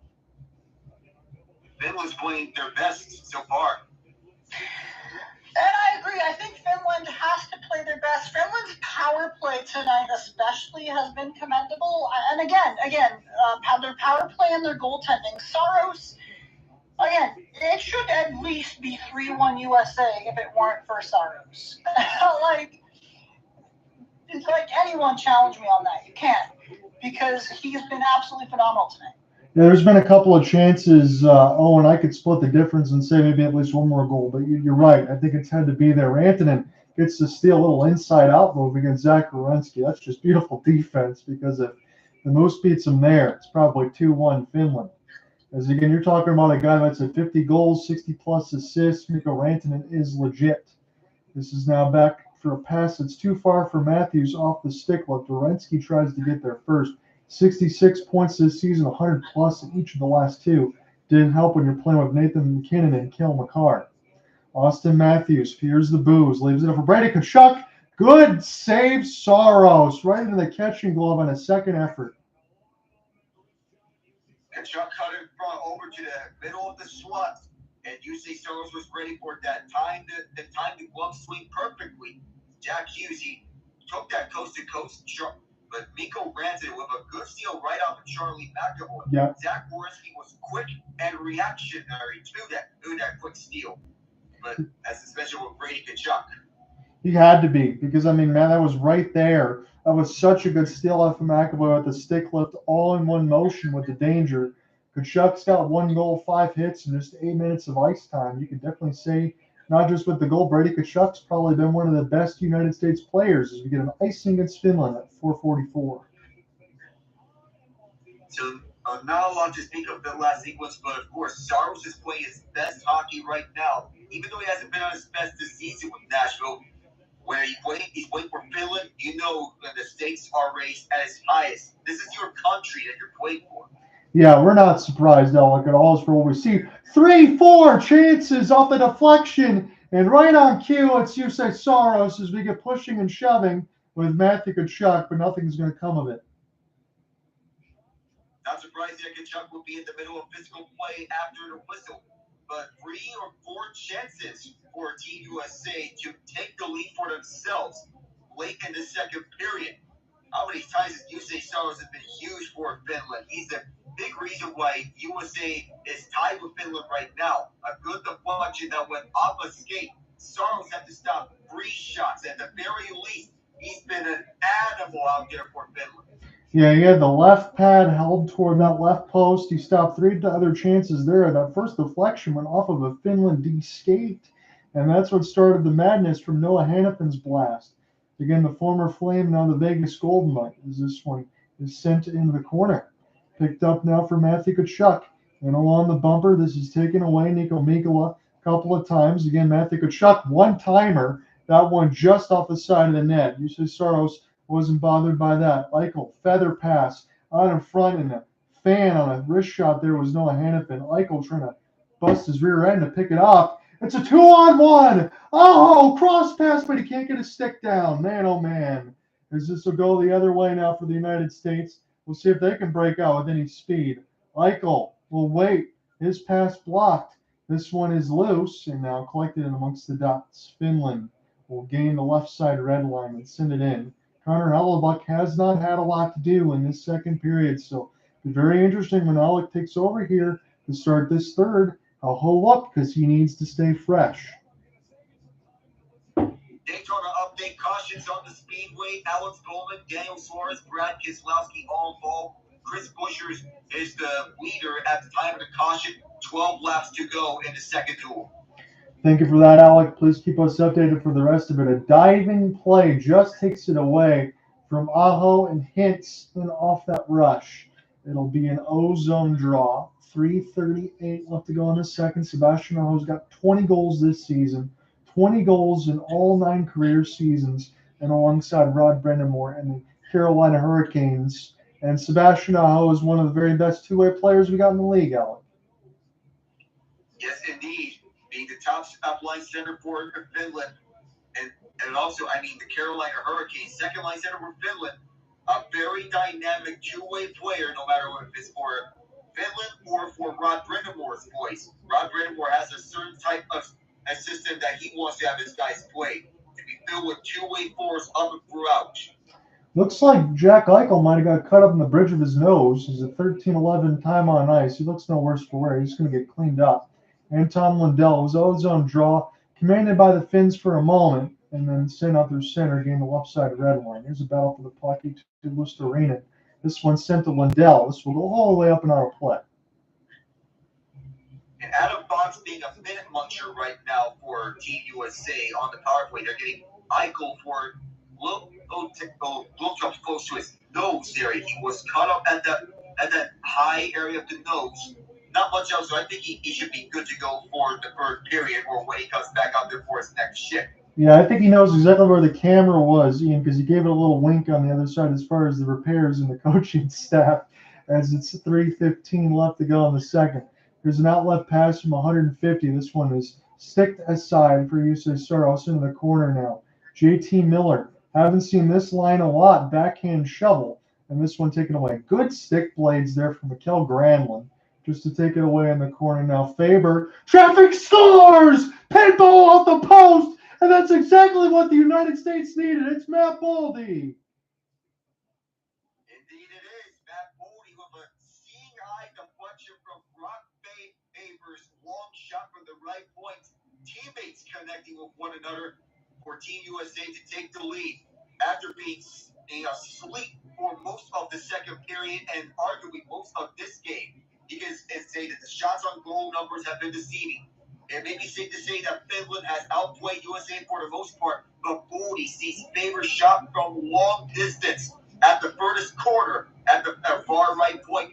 Boldy sees this one, keeps the stick low, deflects this one inside, 2-1, Stars and Stripes. That's absolutely beautiful. There's nothing Juuse Saros can do about that. He's the only one that can get positioning to that puck. He keeps the stick blade down. Faber just keeps it in at the point. It's a huge goal for the Stars and Stripes. Makes it a 2-1 game. As Matt Boldy from Brock Faber, as Alec just eloquently called. And now Finland. They've played so well to the point where this could at least be another one of those games that makes you have your heart in your throat. Juuse Saros has been excellent. This is stolen by the United States. See what they can do here. Back in behind the net. A survey toward the right side. Matthews tried to do way too much as this one is picked off. Here's an outstretched pass. Finland tried to go for the long style attack. They couldn't do so. And now Hanifin will get this one back down the ice. Somebody blew a tire, and we'll get an icing. That was Jack Hughes took a spill. Oh, not another one of those Jack Hughes spills. Those becoming something of a habit, but Hughes is still one of the more talented players in the NHL. You got to keep your foot upright to be on the receiving end of that pass. That deflection's so beautiful from Boldy. Just swung his stick around baseball style.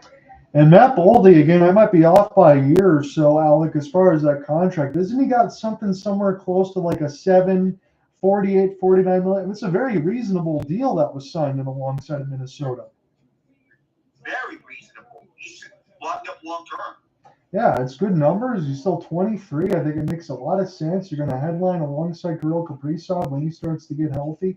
Again, Owen talked about that for Russia not being here on this side, but maybe toward the Olympics that might start to change. We're going to start to get some other players. There's still a hell of a lot more Tampa Bay Lightning players that aren't here, to be honest with you, as this one is brushed up in the corner, stolen by Finland. Shot goes wide. Barkov is the one that got a piece of it. The United States can't afford to fall asleep here in the final minute 30. As this one's brushed in the corner. They got to go in the dressing room up 2-1 because this is still anybody's game.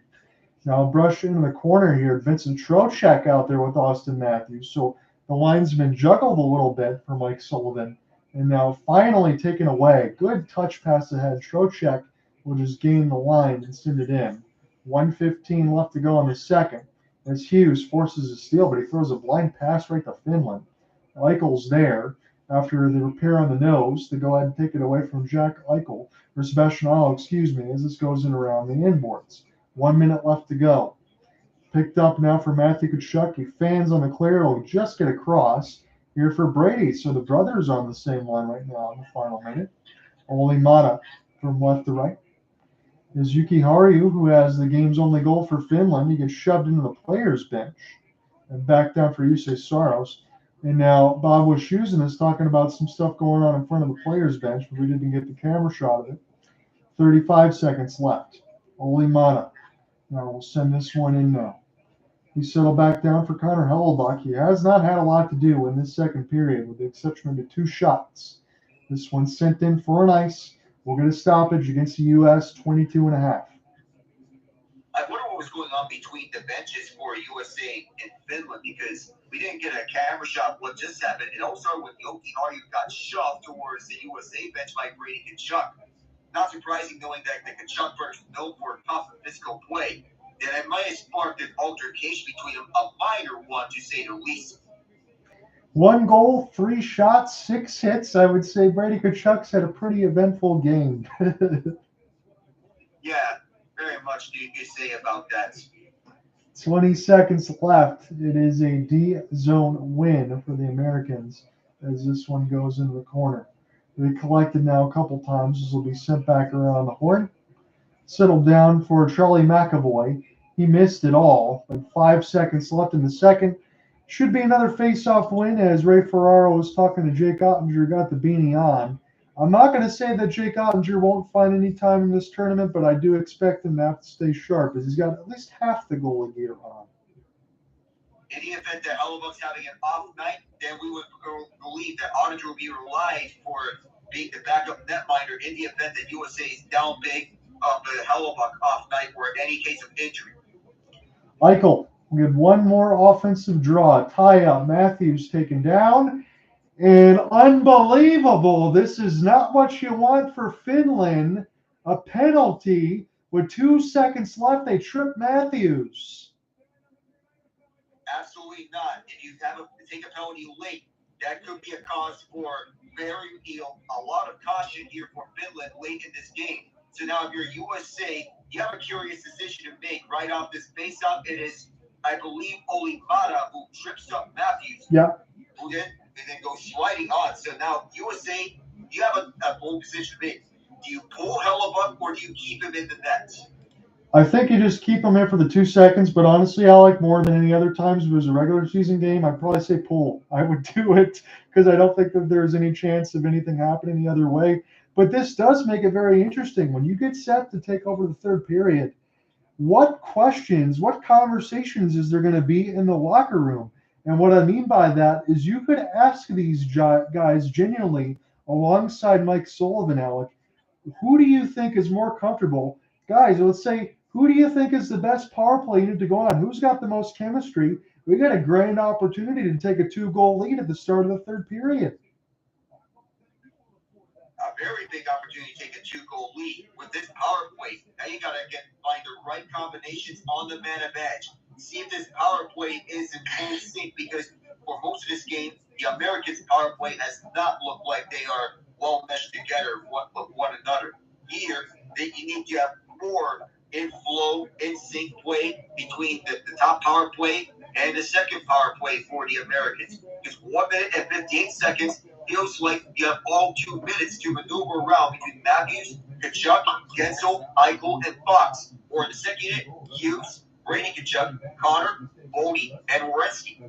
Yeah, fresh sheet of ice. You got everything you want. You just took the lead there, and alongside the mix of the double deflection, just a good job for Brock Faber to hold the right side blue line, be deflected by Matt Boldy at 17:04.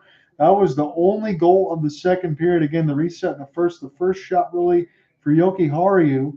Just his second goal in totality, first in this tournament, for only one of the year for Buffalo, from Granlund and Oettinger.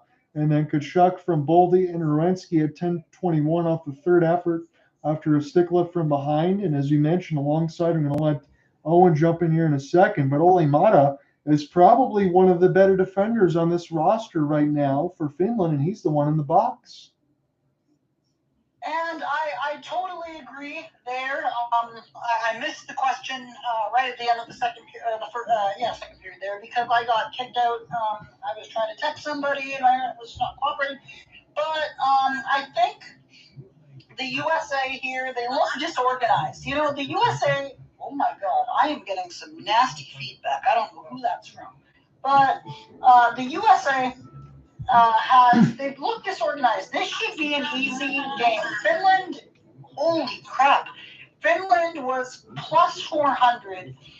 I don't know if anyone here is an expert in American odds, but Finland is plus 400 in this game, which is a pretty sizable underdog for those who understand U.S. odds.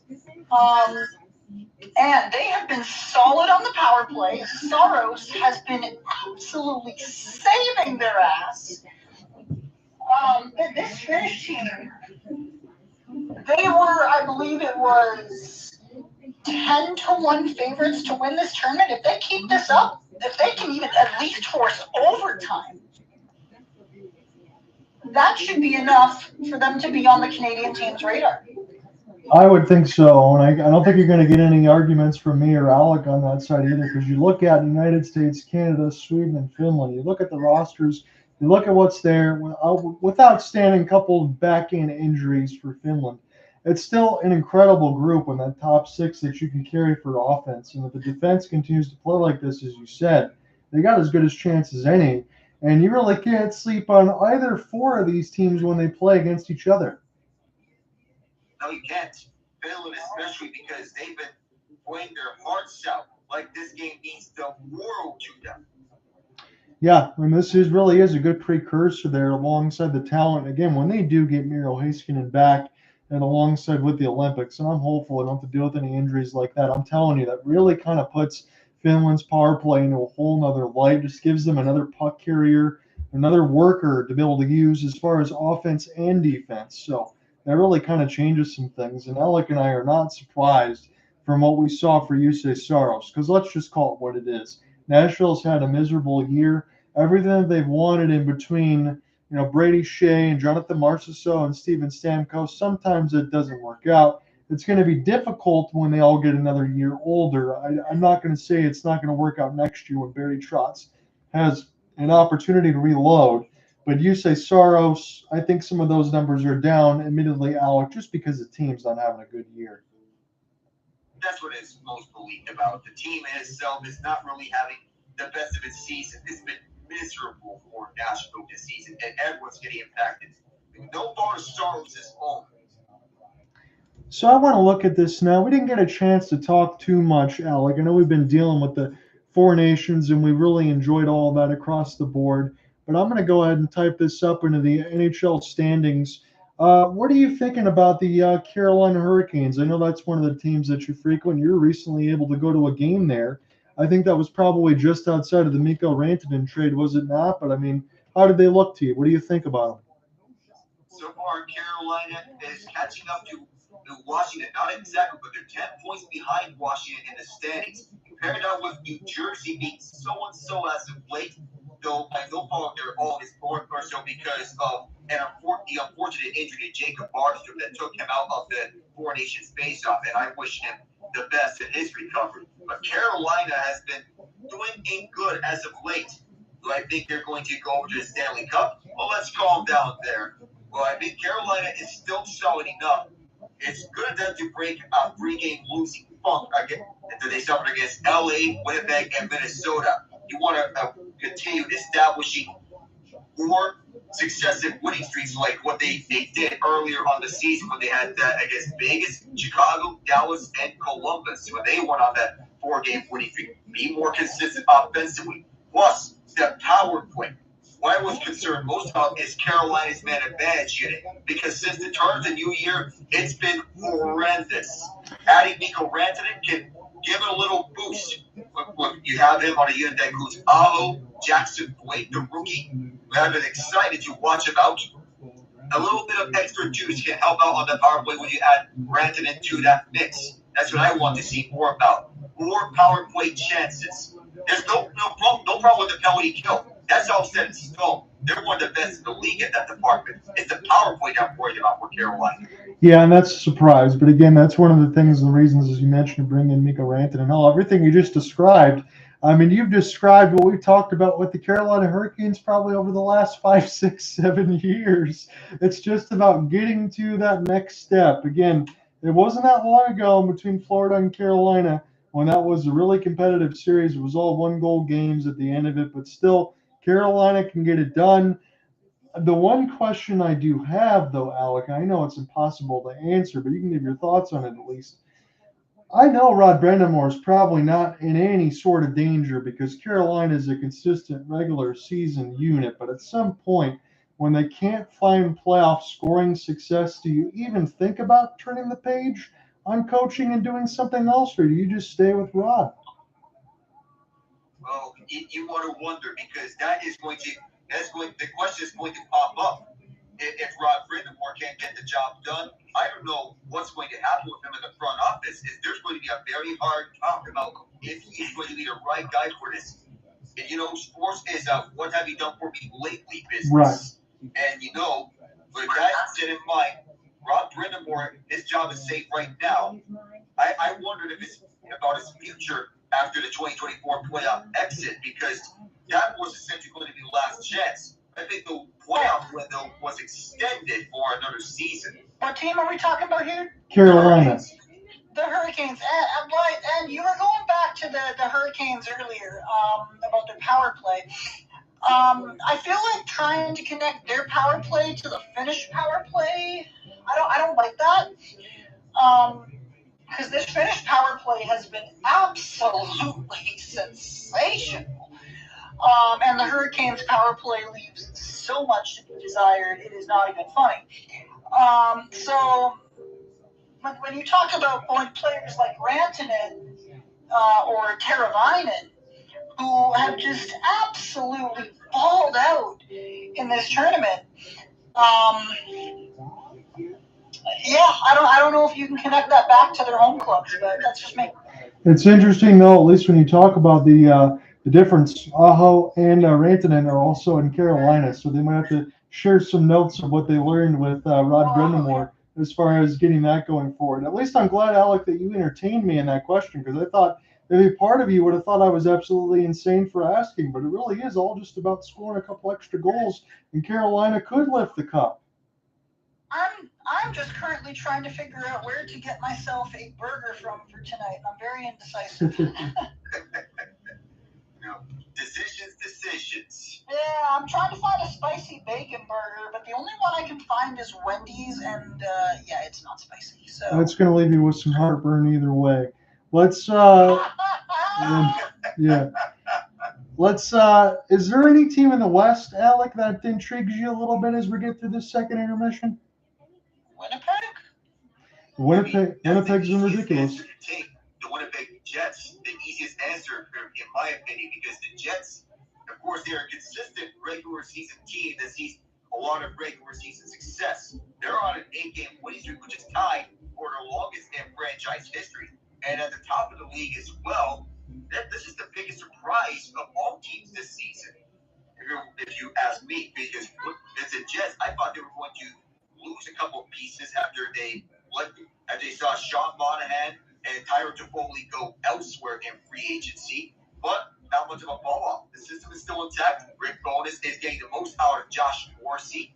And, well, actually, not Rick Bowness, but Scott Arniel is getting the most out of Josh Morrissey. I confused the two of them because Bowness is retired himself. So I apologize to Rick Bowness. No, I did the same thing last week when Ian asked me there. I had to look up the coach's name because we have a lot of rookie head coaches this year. One last thing for me, Alec. Again, you did a good job there on the Jets. I just want to ask you this. I know we had the trades, and alongside JT Miller now with the New York Rangers. And Vancouver, I know we still got a little less than half the season, actually. They got a few more games to make up. They sit at 55.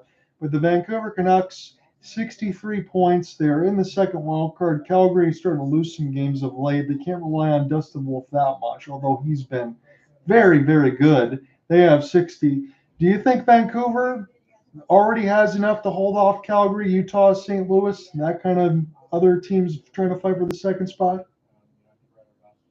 Hindsight's 2020. But with how Calgary is going with their goaltending, I would believe Vancouver, they have the offensive talents to catch up and hold off Calgary in this wild card race. I think I'll give the issue Vancouver, but I'm not counting my chickens just yet on the Flames just yet.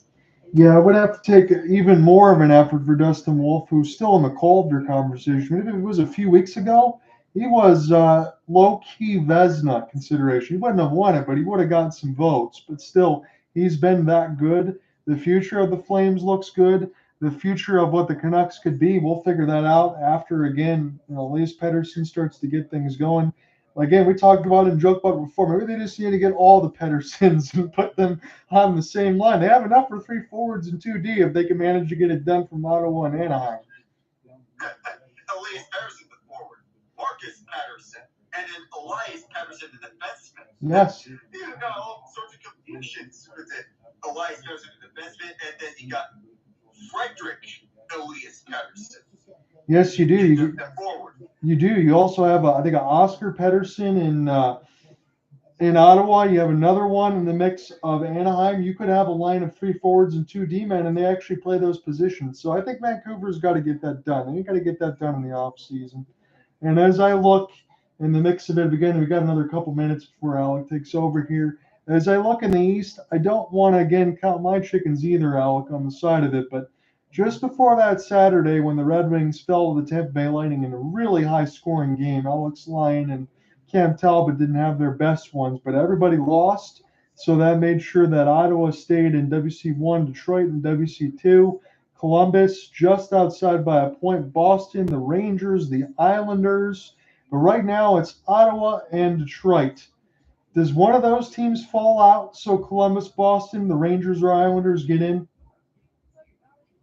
I feel, if you want my opinion, it's going to be too close to call, but I feel Boston, the Rangers, and Islanders, I think it's going to be too much of a mountain to climb up for them. The Rangers, they got hot at one point, but they're now so-and-so. So now, Columbus so-and-so, Ottawa so-and-so, the Bruins are so-and-so as well, the Islanders and the Red Wings. And I can't believe I'm saying this about the Islanders. They're the two of the hottest teams in the league right now. And I can't believe I'm saying this about the Islanders because at times you would believe that they're just going to be stuck in the middle of no man's land. But as they're heating up right now, I wonder, potentially stealing a wild card spot again for the Islanders. I feel that this might not be holding on to it for too long for the Islanders. I think it's going to be Detroit and, to say for random chance, Ottawa. Okay, so you're gonna stay right where it is. I just want to make this mention before Tom McClellan, and we know the takeover. It's 15-5-1 since the coaching change for Derek alone. But just keep this in mind. When the Red Wings, out of the 9 wins that they had under Derek alone, which wasn't a lot, I mean, they were only just ahead of Buffalo on the side before the coaching change. They did go 3-0-0 against the Islanders during the regular season under Lalonde. If you split that difference at all, the Islanders would be in a postseason spot right now. So just some food for thought. I totally agree. They would be, and they may very well still be. They're on the bubble along with the Red Wings. The Red Wings are a young team. I'm very high on them, even as a Leafs fan. I'm very high on them. I think those two teams, they're going to do big things the next 3, 4, 5 years. They just got to develop a little bit. They're good. I'm glad that everybody started to pump the brakes there on trying to fire Steve Yzerman and everything else too, and the development has started to take place. You know, Alec and I talked about that. It's too premature. I don't want to beat it to death. I'm just glad that everybody's able to take a breath. Yeah, I mean, a fresh breath affair for all parties involved. So you're less than a minute away, Alec. Again, second period for me was much like the first yesterday between Canada and Sweden off the slow start. So maybe I get the excellent finish, and maybe you get the next goal here. I do think this, again, we talk about next goal and the importance. The United States got one there from Faber to Boldy off the deflection. I'm going to look for Finland to come out with their hair on fire here in the first 10 minutes. I'm prepared for some thrills. Yeah, anticipate that as getting back into the action here at Bell Center. USA leads 2-1 over Finland. And one last update from the Daytona duels. It looked like the caution flag way before they all crossed the line because of an accident back at the back when Eric Jones and Austin Cindric were racing for the win. The caution flag way before they crossed the finish line. And I wonder what in the world, because last time around when they had such a scenario happen, the caution flag did not go up at Talladega when Tyler Reddick stole a win away from Brad Keselowski. And they gave the win to Cindric under caution, not Jones, who I thought was originally the winner, at the finish line. Sometimes under caution, those things happen. A little bit of a whimper as far as everything else, but still, heck of a lot of action from what you just detailed over the last couple. And I know you're going to be set for Sunday on top of USA Canada on Saturday. You're going to have a great weekend. All righty. Yeah, that's going to set up for a big weekend of sports between the ice hockey side and motorsports. Of course, the greatest day in racing, at least in stock car racing, as we're about to get underway here. Third period, Alec Nava, John I, Owen Parkin. Here we are. USA leads 2-1. Henry Jokiharju, Brady Tkachuk, Matt Boldy with the goals. Jokiharju for Finland, Tkachuk and Boldy for USA. And there's another one from the right point. I'm going to say it now. I think you already know where I'm going with it, Alec. Again, I said Finland will come out with their hair on fire and the USA gets a power play. That's just a flutterer. It beats USA Soros. Let's see how it happens. A little drop pass there from Matthews goes D to D. Tkachuk fires it on. I don't think it's deflected unless maybe it hits Mikola's stick. Maybe it did off a flyby, but you say Saros, he's got to have it. He couldn't find it. Gotta have that one. 10 times out of 10, that's usually stopped by him. There's a little flyby on a turnaround shot from Tkachuk, and a little bit of a softie that Saros gave up. I don't think Saros anticipated that one. He was totally caught by surprise when he saw it. But yes, what he's got to have. Matthews, Guentzel, score! 2 goals in less than 10 seconds. Well, you know what I said about Finland with their hair on fire? That's the reversal. Don't listen to me. Let's go, Freebird. Come on, Finland! You gotta come back. Alec. How in the world did this go a complete 180 from a 2-1 lead to a 4-1 lead? Tic-tac, goal. Yeah, Bambi, Michael Pitchful. Come on, Finland. Matthews, the Guentzel. That's a beautiful sight. So happy I get to see Austin Matthews playing a Team USA uniform. That's just a drop right to a goal scorer, right in the left dot. That's a simple finish for him.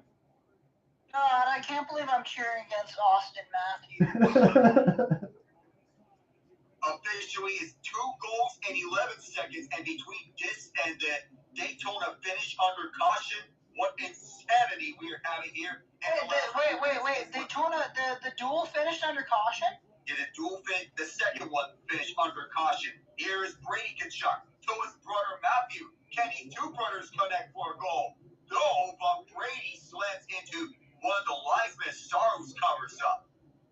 Hopefully Brady's all right. Again, he's got a smile on his face, so I'm assuming that he's okay. I think the Zebras probably broke his fall there, which was a good thing there on that side, as he didn't have to rush right into the left boards. Good thing.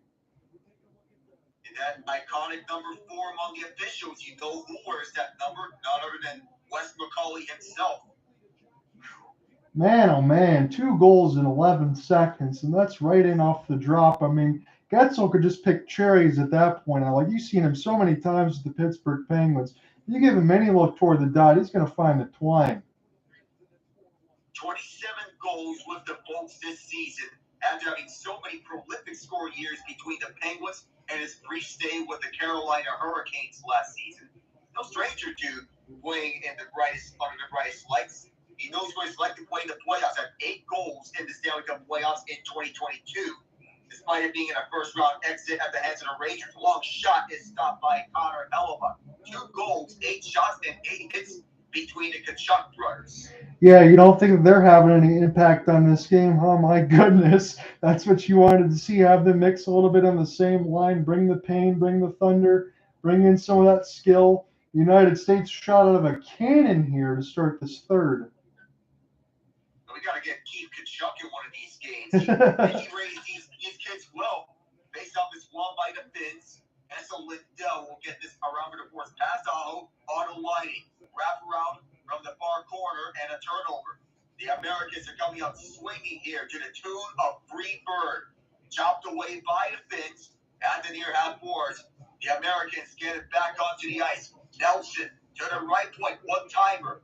Missed it intentionally. At the near half boards, Connor keeps this one alive and flutters by Hanifin. And it's all the way back to the end of the Stars and Stripes.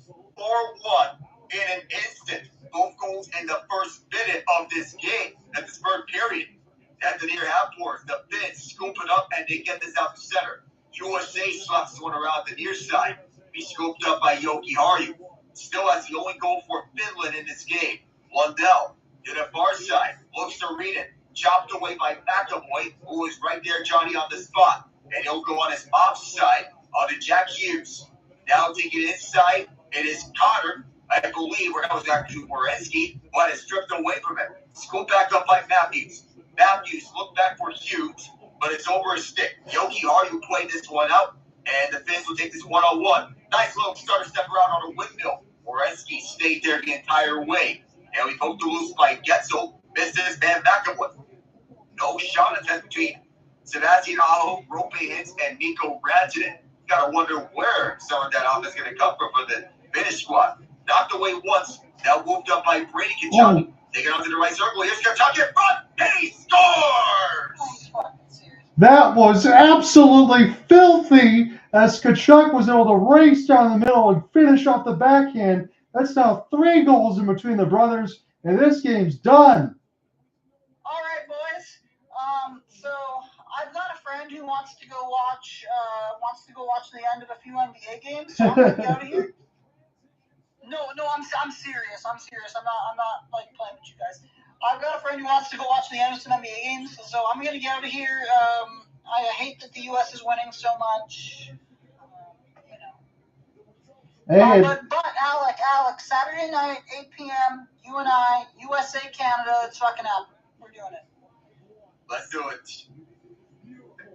How long was that for the USA? 3 goals in a span of less than 3 minutes. 3 goals and a 2:45 span for the Stars and Stripes. It's initially 2-1.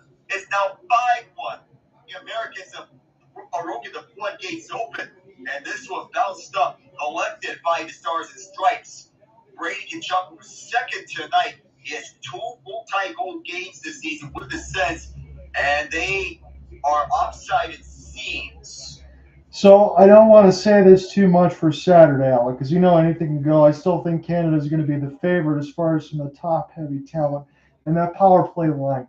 But at least this helps you take a breath, doesn't it, Alec, in the side of, okay, your power play might have had some hit and miss. You're still trying to figure that out as we talked about. But for them to come out in this third period and explode, whatever they did in the locker room, when you had that power play start, you find the seams, you connect a few passes. This is what we thought the United States could look like at their best. Indeed. We're seeing the Americans playing at their best in this third period. It feels like they saved their best for the last break. At long last, we see the USA that we thought that we're going to get, and they play like this. We're going to see a fun one between them and Canada. Left point. Oh, there's a massive humanity at the front of the net between Fox and Aho, and they stopped the play because of that. Yeah, they did. They got all bunched up in front of the net. Thankfully, Hellebuyck's okay as well. When you think about it, you said it earlier, in between Rope, Hintz, Sebastian Aho, Mikko Rantanen, no shots for those guys. And that really helps set the tone. At least you could talk about the power play and some of the misses, as we said. But when you're locking those guys down, that's got to help you think that maybe they can do some of the same thing on Canada, because make no mistake about it, we'll get offsetting 4-on-4s with the players that are into each other. But those guys are as good as anybody you can feature for top lines between any of these teams. Indeed. Aho, Barkov, Rantanen, Hintz, those are some of the recognizable Finnish players that you see all over the NHL. They can dominate any given day. This day, it's just not their night. And this face-off won by Finland out of the zone on this 4-on-4. Jokiharju is out there onto the ice. Barkov is the first Finnish captain to win a Stanley Cup in NHL history. Mikko Rantanen sets it up. Barkov was being profiled by ESPN right now. He'll send it backwards to Jokiharju, who'll take his time with it. Leaves right by. Jokiharju moves it up. Might be a 2-on-2 if they hurry up. Jokiharju's going to take it himself, and he goes down. He draws a penalty. And some of the Americans are upset about that. Yeah, they are a little slam against the stick in the glass, but indeed it is a tripping call. That one's clear as day. As we get 15-27, they're a little 4-on-3 action as Werenski finds his way into the box. So, not likely that you see a 4-on-3 power play here in the third period. Werenski tried to poke the puck loose, but Jokiharju protected the puck away from Werenski. I'll give credit to Jokiharju here on forcing this penalty. He tucked it away from Werenski, forcing Werenski to take off Jokiharju off the skates. He's pretty good. Again, you're thinking about a guy that was just added to this team with all the injuries, drew a penalty and scored a goal. Now, in Finland, they had to get something here by any means necessary. Can't take too much time with this. Barkov waits at the bottom of the left circle. Box formation by Finland. Barkov from Lehtinen. Barkov will once again look and backpedals away from Trocheck. We'll go to Lehtinen. Lehtinen to Rantanen. Lehtinen goes to left circle. Cross-ice pass, one-timer, stopped by Hellebuyck. Lehtinen loses footing. And here comes a chance for the Americans. They'll instead skate this one down and go for changes. They'll decide not to go for a 2-on-1 short-handed chance. Well, 3 men on the ice. Barkov leads the way. No offside. The room is an offside play. On to Lehtinen. Rantanen. Rantanen at the top of the right circle feeds it to Barkov at the point. Barkov back for Rantanen. Rantanen continues to wait some time out. Across for Barkov. Barkov fires it, and that was knocked away. Barkov will feed it back for Lehtinen. 31 on the 4-on-3. Lehtinen drops it over to Barkov. Barkov finds Rantanen at the right circle. Back for Barkov at the point. Barkov fires it, and that blast was knocked away by Hellebuyck. Lehtinen keeps it alive for Barkov. Barkov once again looks Rantanen in front for hits. That one deflected wide, and Lehtinen holds it away from Nelson. Knocked away by Brock Nelson. Nelson initiates a 2-on-1. Then the left side's Larkin. Larkin, right by Barkov. A sharp angle shot was knocked away by Saros. That was a dangerous chance. Onto a traditional 5-on-4 power play. After a couple of minutes of 4-on-3, Finland's on a 5-on-4. Here's Michael Granlund. And had to split the gap up for the middle.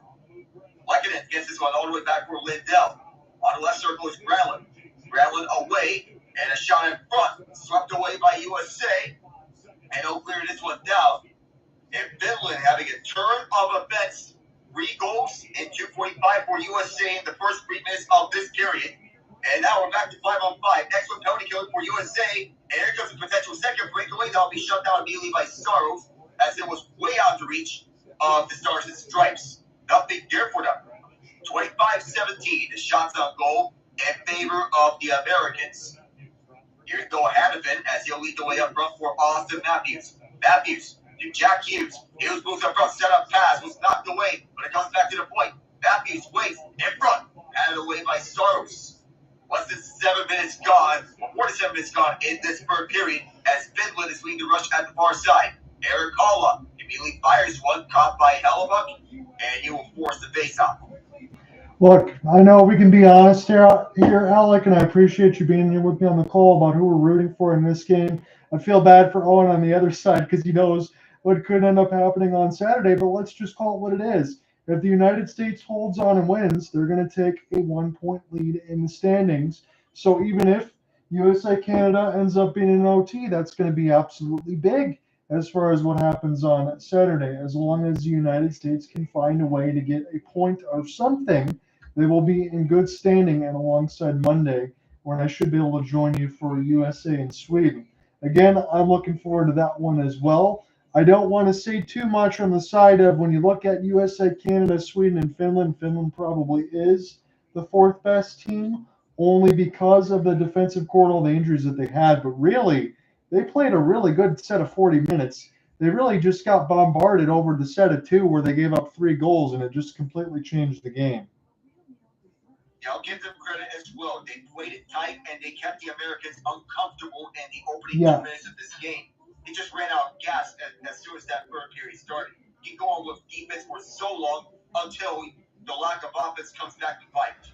Yeah, that's really what it has been. And again, you mentioned in the first side of the stat for the no shots for that top line, and that really kind of showcases, even for some of the struggles that the U.S. had early on the power plays, which I've already quantified. I won't beat that to death. But there's a lot of things you can think about. But you know what? The U.S. had to fight their way to figure out to get their way into this game. They did that. Hey, we saw it yesterday from Sweden, did we not? They really didn't look good in the first 20 minutes. And then they end up fighting and getting through OT. It really is hard to find your footing, Alec, when you really only have 3 or 4 games to do it. Yeah, because it's such a quick turnaround from going from the NHL to an international tournament. You're supposed to prepare quickly. You don't have a lot of time to prepare for these games. And even so, you have to make the most of these chances. So far, it's been the Americans, especially in this third period. And I love it now. You'll see it on ESPN. You can break it down. The Tkachuk brothers. These guys have had a good night. Indeed. 3 goals combined between the 2 of them. 2 for Brady, 1 for Matthew. Happiest guy in the locker room right now still happens to be Keith Tkachuk. I would have to think so. He's really going to enjoy that box of red wine. 3 goals and assists between them with 10 shots and 9 hits. Just dominance all over the ice between these 2 runners. Would be more complete if we saw the Hughes brothers together, but maybe in line for that in next year's Winter Olympics in Milano. Here are the Americans as they're starting with their own zone. Matthew Tkachuk leading the way up the middle for Eichel. Eichel slows up. Triple team. That's how many guys it took to dispossess him on the puck. Dumped it over to the far corner from the Finns. Hellebuyck plays this one out. Error turnover in Redmond. That was a blocker from the Americans. And Hellebuyck had his biggest save that time around. Eichel finding Matthew. Matthew shoots it wide intentionally, delivering it over to the far half boards. The Americans keep this one down low, but Finland locks it away. And so they skate out with this. This is Nico Mikla, who slows up that penalty box doors. Shoots this one around. Werenski was the first one there as this one was knocked up. And over the left circle, fight for the loose puck. So still being fought for behind the net. Hits is there. Aho poked this one aside. Now it's at the far corner. USA wanting to skate out of this. Jaccob Slavin chased down by Aho. He'll shoot this one down the distance. Starro squeezes it out of the far half court. Juggled, and the Finns gets this one through. Sebastian Aho on a foot race turns around. Waits for options. Gives it away for whatever reason. Knocked away from Dylan Larkin, the Waterford Township native. It's Larkin who sent this one up. And more changes incoming. Yogi Arya to the far side. The fans are looking to regroup and reset. Anton Liddell. This one took us a bounce around several times. They're both fighting for the loose puck once again. It's at the near corner. About 1 minute or so before I hand this back over to John.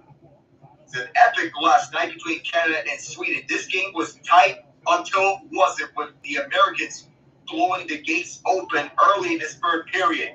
5-1 after the Americans entered this game leading 2-1 in the third. From behind the net, weaving his way through is Lusterinen. Lusterinen has his pocket picked, and it's Guentzel who carries along with his puck. Knocked away by Yogi Arya. At the far corner, Jack Hughes. For the right point, shot down low, loose in front. Finland knocked it away. And the Finns juggled this one as Growlin under siege has to backpedal. Pressured by Hughes. A stick checking in for the Finns keep. And this should go back to where the Finns are standing this, and they don't clear this one out. I thought they did so. The camera was baked out as this shot was wide. Look to the front of the net. And Saros turned away the Americans from a chance. And I'll hand this one over to you, John, the rest of the way. Appreciate that, my friend. As you could take a little victory lap. I don't mind that right now as it's 5-1. We'll see what happens with Finland. I do think they can get a couple more goals here. There really is no push to no penalty not to press. They need to do that now. You're not going to get any points if you don't. That's Holla. This one bounces up in the air. Jack Eichel had some trouble with it, but Connor Hellebuyck gets the even bigger mitt in the front as Eric Holla has to deal with some punches. And look who it is. It's the cleanup crew for Matthew and Brady Tkachuk trying to get some fists in. This is like the demolition when the Tkachuk brothers are out there at the same time, wreaking havoc and trying to get the Finns right under their skin. So it makes me wonder what you're going to see on Saturday, Alec. I know it's probably too early to give a little bit of a preview, and I know maybe the United States could be guilty of getting a little more physical than they need to be. But if anybody tries to do anything extra on Team Canada, you know Matthew and Brady Tkachuk are going to be right there. And you imagine, I know you're going to be in the front of the driver's seat. Tensions are going to be an all-time high for Saturday. That's going to be a good one. It is. Of course, USA has the physical advantage as opposed to Canada. Canada has the championship advantage as opposed to the USA. So it may all cancel out when you also take into account that Canada has a stronger core of superstars. USA has a stronger core of defense and goaltending. So I think it's all evenly balanced out when you combine these two factors. You could see another type of free overtime type of game between Canada and USA. That's what I would like to picture that.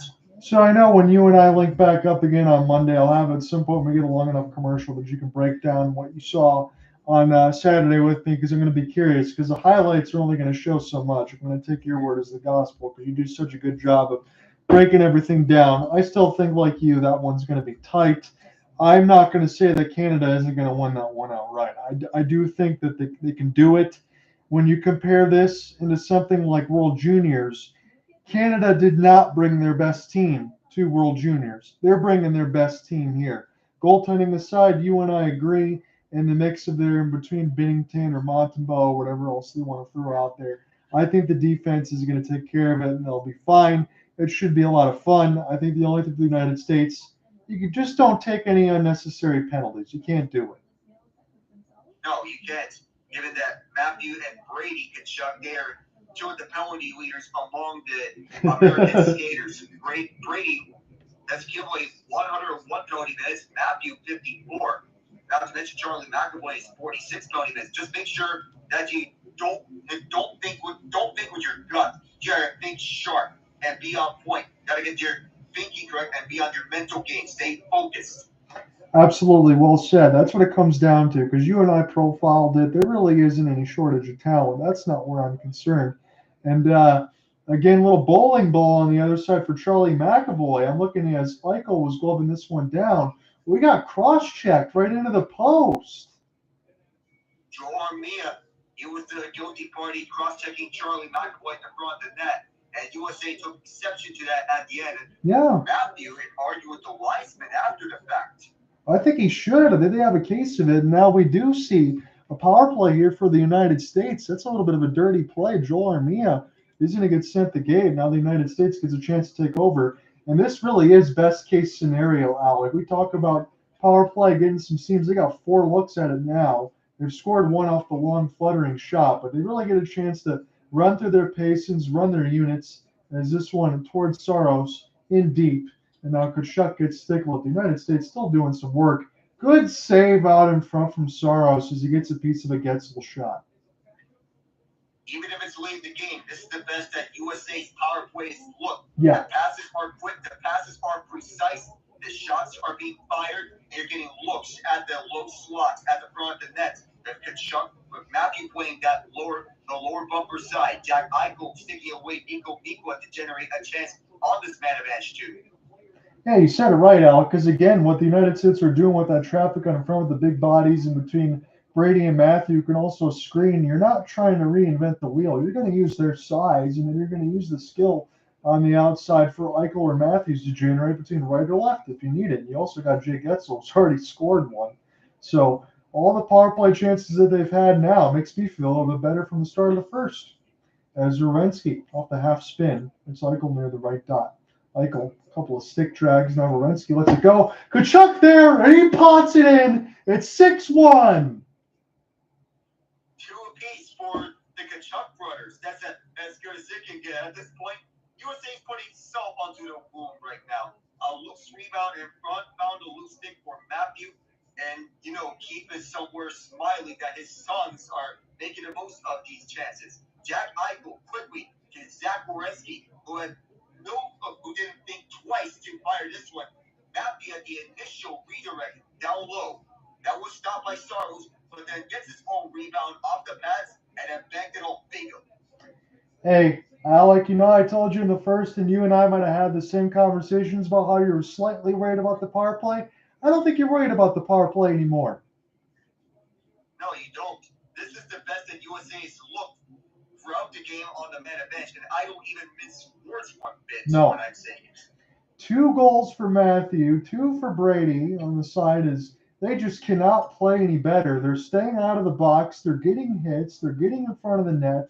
This is exactly what you brought them on for, and this is exactly how they wanted to play. Look at this, 4 goals, 1 assist, 13 shots, and 10 hits. How can you do any better? As this one now is in the corner. It's Yuki Haru gets this one on. Don't forget, he's the one that scored the first goal of the game, and then it's just 6 unanswered for the Stars and Stripes. And it's really just been a dominating third period, because if you looked at the first 20 minutes, this was a hair's breadth, and this was anybody's hockey game all the way across. So 42 assists this season. The second amongst D-men for Werenski. Quinn with 45. He's not on there because of the injuries, as this goes back around now. And if you're Mike Sullivan and the rest of the coaching staff, I think the best thing you can do is rotate your lines, keep everybody fresh, and just make sure you keep your head up out there and don't get injured as this one goes on the players' bench. I know USA may take this with confidence heading on to their next match with Canada, given that the third period explosion worked out well to their favor. Now, the next game, I'm not going to count my chickens before it's hatched, because this can be anyone's game. Right. I have good faith that either Canada or USA can do good enough to win that game. It's going to be too close to call, but USA, they can still be in this thanks to goaltending and with the attack coming alive, especially the power play here in this third period. Yeah, and again, as you said, the last point for me, if Hellebuyck, Oettinger, Swayman, whatever the case ends up being at some point, if they can just play a little bit above their pay grade like you know that they can, the U.S. does have the best goaltending tandem in this Four Nations face-off. I think that's the one thing I would not deny. And the United States can take maybe 75%, 70% of this offense in against Canada. I think they're going to be just fine. And this is a big win for them right now to get an extra point in the standings here and take first place after today. You say Saros, and I don't say this lightly as he covers up Alec. I know he gave up 6. He wants the 1 goal back against Matthew Tkachuk off the flyby, but the other 5, I don't think anybody's saving those. No. Even if you have someone like Martin Brodeur or Henrik Lundqvist up at the net, I think these are very tough saves to make if you're a goaltender. You just left on an island, like what Saros is about. It's a shame that Miro Heiskanen is missing this tournament because his services are badly needed. Yeah, he could have changed everything at least. And you look at the shot board, it was 31-18. You look at it the last 40 minutes, Alec, it's essentially, 4 or 5 shots at most for Finland in the span now of about 35 minutes, as you say, Saros has the whole of them. I mean, they've been completely bottled up. Yeah, this third period was a critic of all sorts from Mike Sullivan's coaching staff. That I would say, we talked about how Sam Howell made the adjustments for Sweden in that first game against Canada. Sullivan changed things up in between the second and third periods, and they came out of the gate swinging. More of a speed-based game, a system that Mike Sullivan's teams have long benefited from. Speed and skill, goal scoring, displays, hands, you saw it all, especially in this third period blitz from the United States. That's why they have a 6-1 lead. They scored 4 times. They've scored 6 unanswered goals. It's been the Brady and Matthew Tkachuk experience all the way across the power play, special teams. They've done it all in this blitz.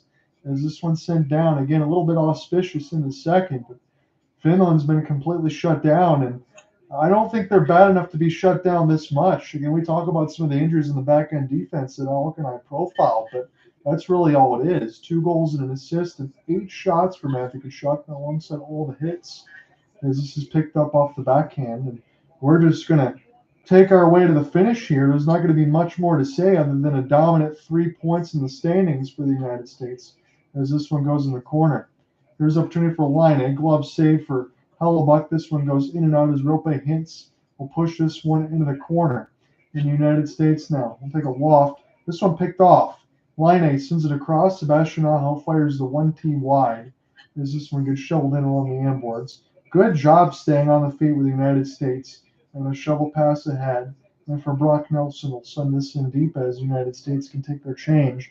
Just about 5 minutes left to go in this third. Ole Mata, as soon as he took that penalty going into the third, it kind of seemed to open up the floodgates. And I can't say that it was only a matter of time because Alec and I profiled the first 40, and it didn't look that way. It was so close until it just exploded. 3 goals in the span of less than 2 minutes. There's Charlie McAvoy off the hold. And this is now recollected off a long outstretch pass. And this will go right to Jussi Saros from 200 feet.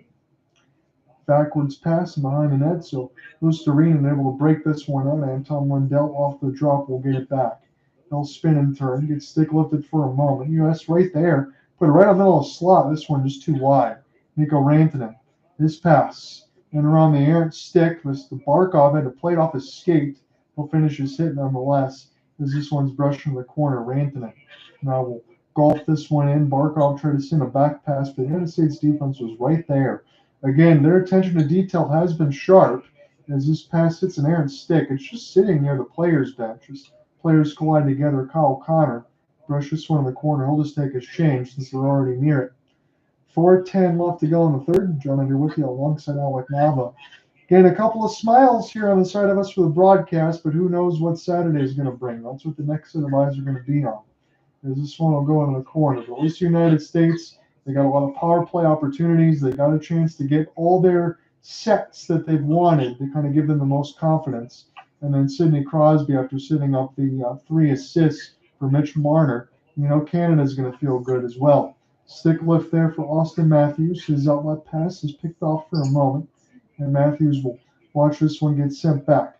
Lehtinen now was in his own end. This will be touched ahead. Finland just able to stay on side. Matthews with an assist and 2 shots, about 20 minutes of ice time almost. As this is center on the embankment for Brock Faber and Jaccob Slavin.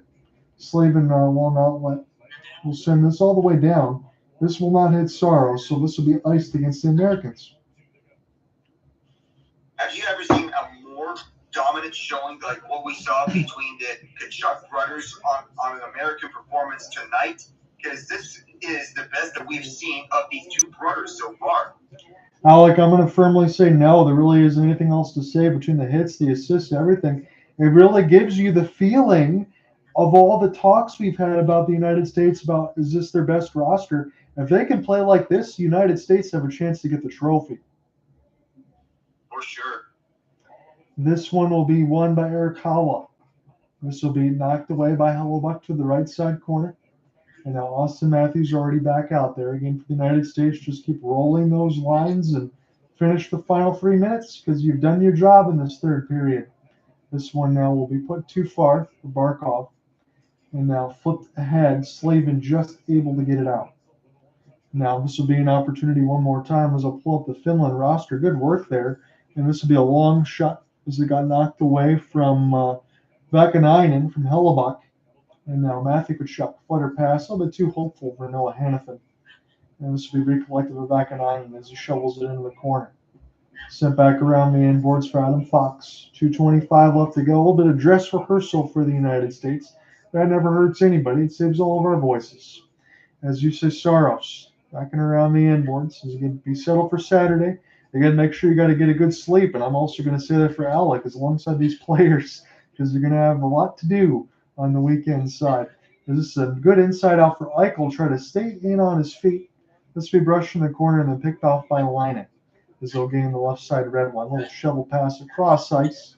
This one gets knocked off away from Fox and picked up into the corner. The United States, a little flick ahead as it's Boldy. His goal made it 2-1 at the end of the second period. That's where we were. 4 goals after that as we get a whistle with 1:46. Goes to the finish line for USA. All we can think about is the next match against Canada. And I keep saying this time and time again, but USA put, and I know for the fact that how dominant USA looked in this first period, they're just going to run the rest of this clock out. How much is else to there? Nope. In the hip. Go ahead. I look away for a good amount of time. Yeah. What happened? Well, Alec was on the call in the first, and I can tell you here, Ian, it was 3 goals in a matter of 2 minutes, and that kind of just changed the whole game. I love the formations. I know. Oh, I love this. Even in a span, and I'll say this, Alec, I know I'll get set for the play-by-play and close it out officially, but even in a blowout like this, I mean, it really was competitive for the first 40 minutes, and then to see that skill in a finger snap, that was exciting to watch. Yes, you see all those goals coming in a span of 2:45 as we have exact 1 minute to go. You see all the rushes being made by USA, all the effort put into it at the third period, everything that's factored, not just the talent, but all the tactical changes onto USA's lines. Well, not exactly lines, but the strategy. You get more speed involved into the game. That beautiful move by Brady Tkachuk for the 5th American goal here at Bell Center. Oh, Saturday's going to be so much fun. Yes, it is. And again, Ian, I hope you get a chance to join that as well alongside Alec and Owen. I know it's going to be 2 sides battling on both ends for USA and Canada. I'll try to be there in spirit. One last thing for me as we get set to close this. It is 4 goals, 1 assist, and let's see if I can do the rough math, 13 hits for the Tkachuk brothers today. That's about as good as it gets as this goes in the corner. 35 seconds, and then I'll let Ian have some thoughts, and Alec and I will close it. As it is 32-21 on the shot board, but it was just a blitz, really. I changed it all in the third. 6 unanswered goals, 4 in the third, as this one shovel in the corner. Kyle Connor, now I'll try to get a piece of it. as this is knocked away a few times, trying to get a handle, but this will be picked up now off the back end for Finland as we get a chance to roll out the last 10 seconds. Keep any fists and anything else in your pocket. Finland's going to go all the way back, and it's resounding. Little Leonard Skinner Freebird's going to play 6-1 Stars and Stripes. What a domination here at Montreal to begin this Four Nations face-off for USA. Of course, we're anticipating Matthew or Brady Tkachuk being the man of the match. That was absolute domination from the third period onwards after Finland made it a very tight and uncomfortable game in the first two periods. It looked to be tight towards the finish line early. Well, it was close until it wasn't. That's the theme of how this game rounded out. And now, as you look at it for both Matthew and Brady Tkachuk, they're the first set of runners to each score 2 goals for their respective team in an international tournament involving NHL players. Absolutely dominant, Alec. I'll just say whatever it is, whether it's a Tissot watch or whatever they do, take the award and cut it in half and give it to both of them. Indeed. there really isn't anything else to say. Ian, again, you said it right. You'd walk away for just a couple minutes and you come back in. It's all U.S. I know it's going to be USA-Canada. Alec kind of broke that down a little bit. I would give the power play advantage to the Canadians. But if the brothers can play like this, if they can keep it clean to the vest and still play physical, as long as they don't spend too much time on the penalty kill. United States had 4 power play chances here. They scored a couple times as well. They got their units set up. They have a good chance as any to win on Saturday. Yeah. USA versus Canada in any sport, whether it be hockey, even soccer, maybe I don't know if baseball does it, but regardless, it always ends up being entertaining somehow. Matthew Tkachuk indeed is going to get the award. Again, you could have split the difference between Brady or Matthew. I won't mind. I think Matthew just got a few extra hits on this side of it. Really is the only other difference. Both 19 and 8 have been bowling balls in this game as we see some Florida Panthers jerseys and Stars and Stripes. Alec, I hope you have a great call on Saturday. I hope you have a great call in Daytona on Sunday. I'll try to be with you in spirit. If I do join late in the third or OT after my assignment's done, I won't be able to bring in on the speaker side, but I hope you let me listen in because I'm looking forward to it. Oh, yeah. This is going to get very fun. 6-1 your final, and Alec and Ian and Owen are going to see you on Saturday at Dat Answer Alec on the X Space. I'm going to sign off, guys. You guys have a good night. Good night, John. Rest easy, fellas. Because this spectacle is just beginning. Again, 4 goals, 1 assist, 13 shots, about 15 hits for the Tkachuk brothers. It is Matthew that gets the watch, and Brady is the one that gets the interview. How fitting. We'll see.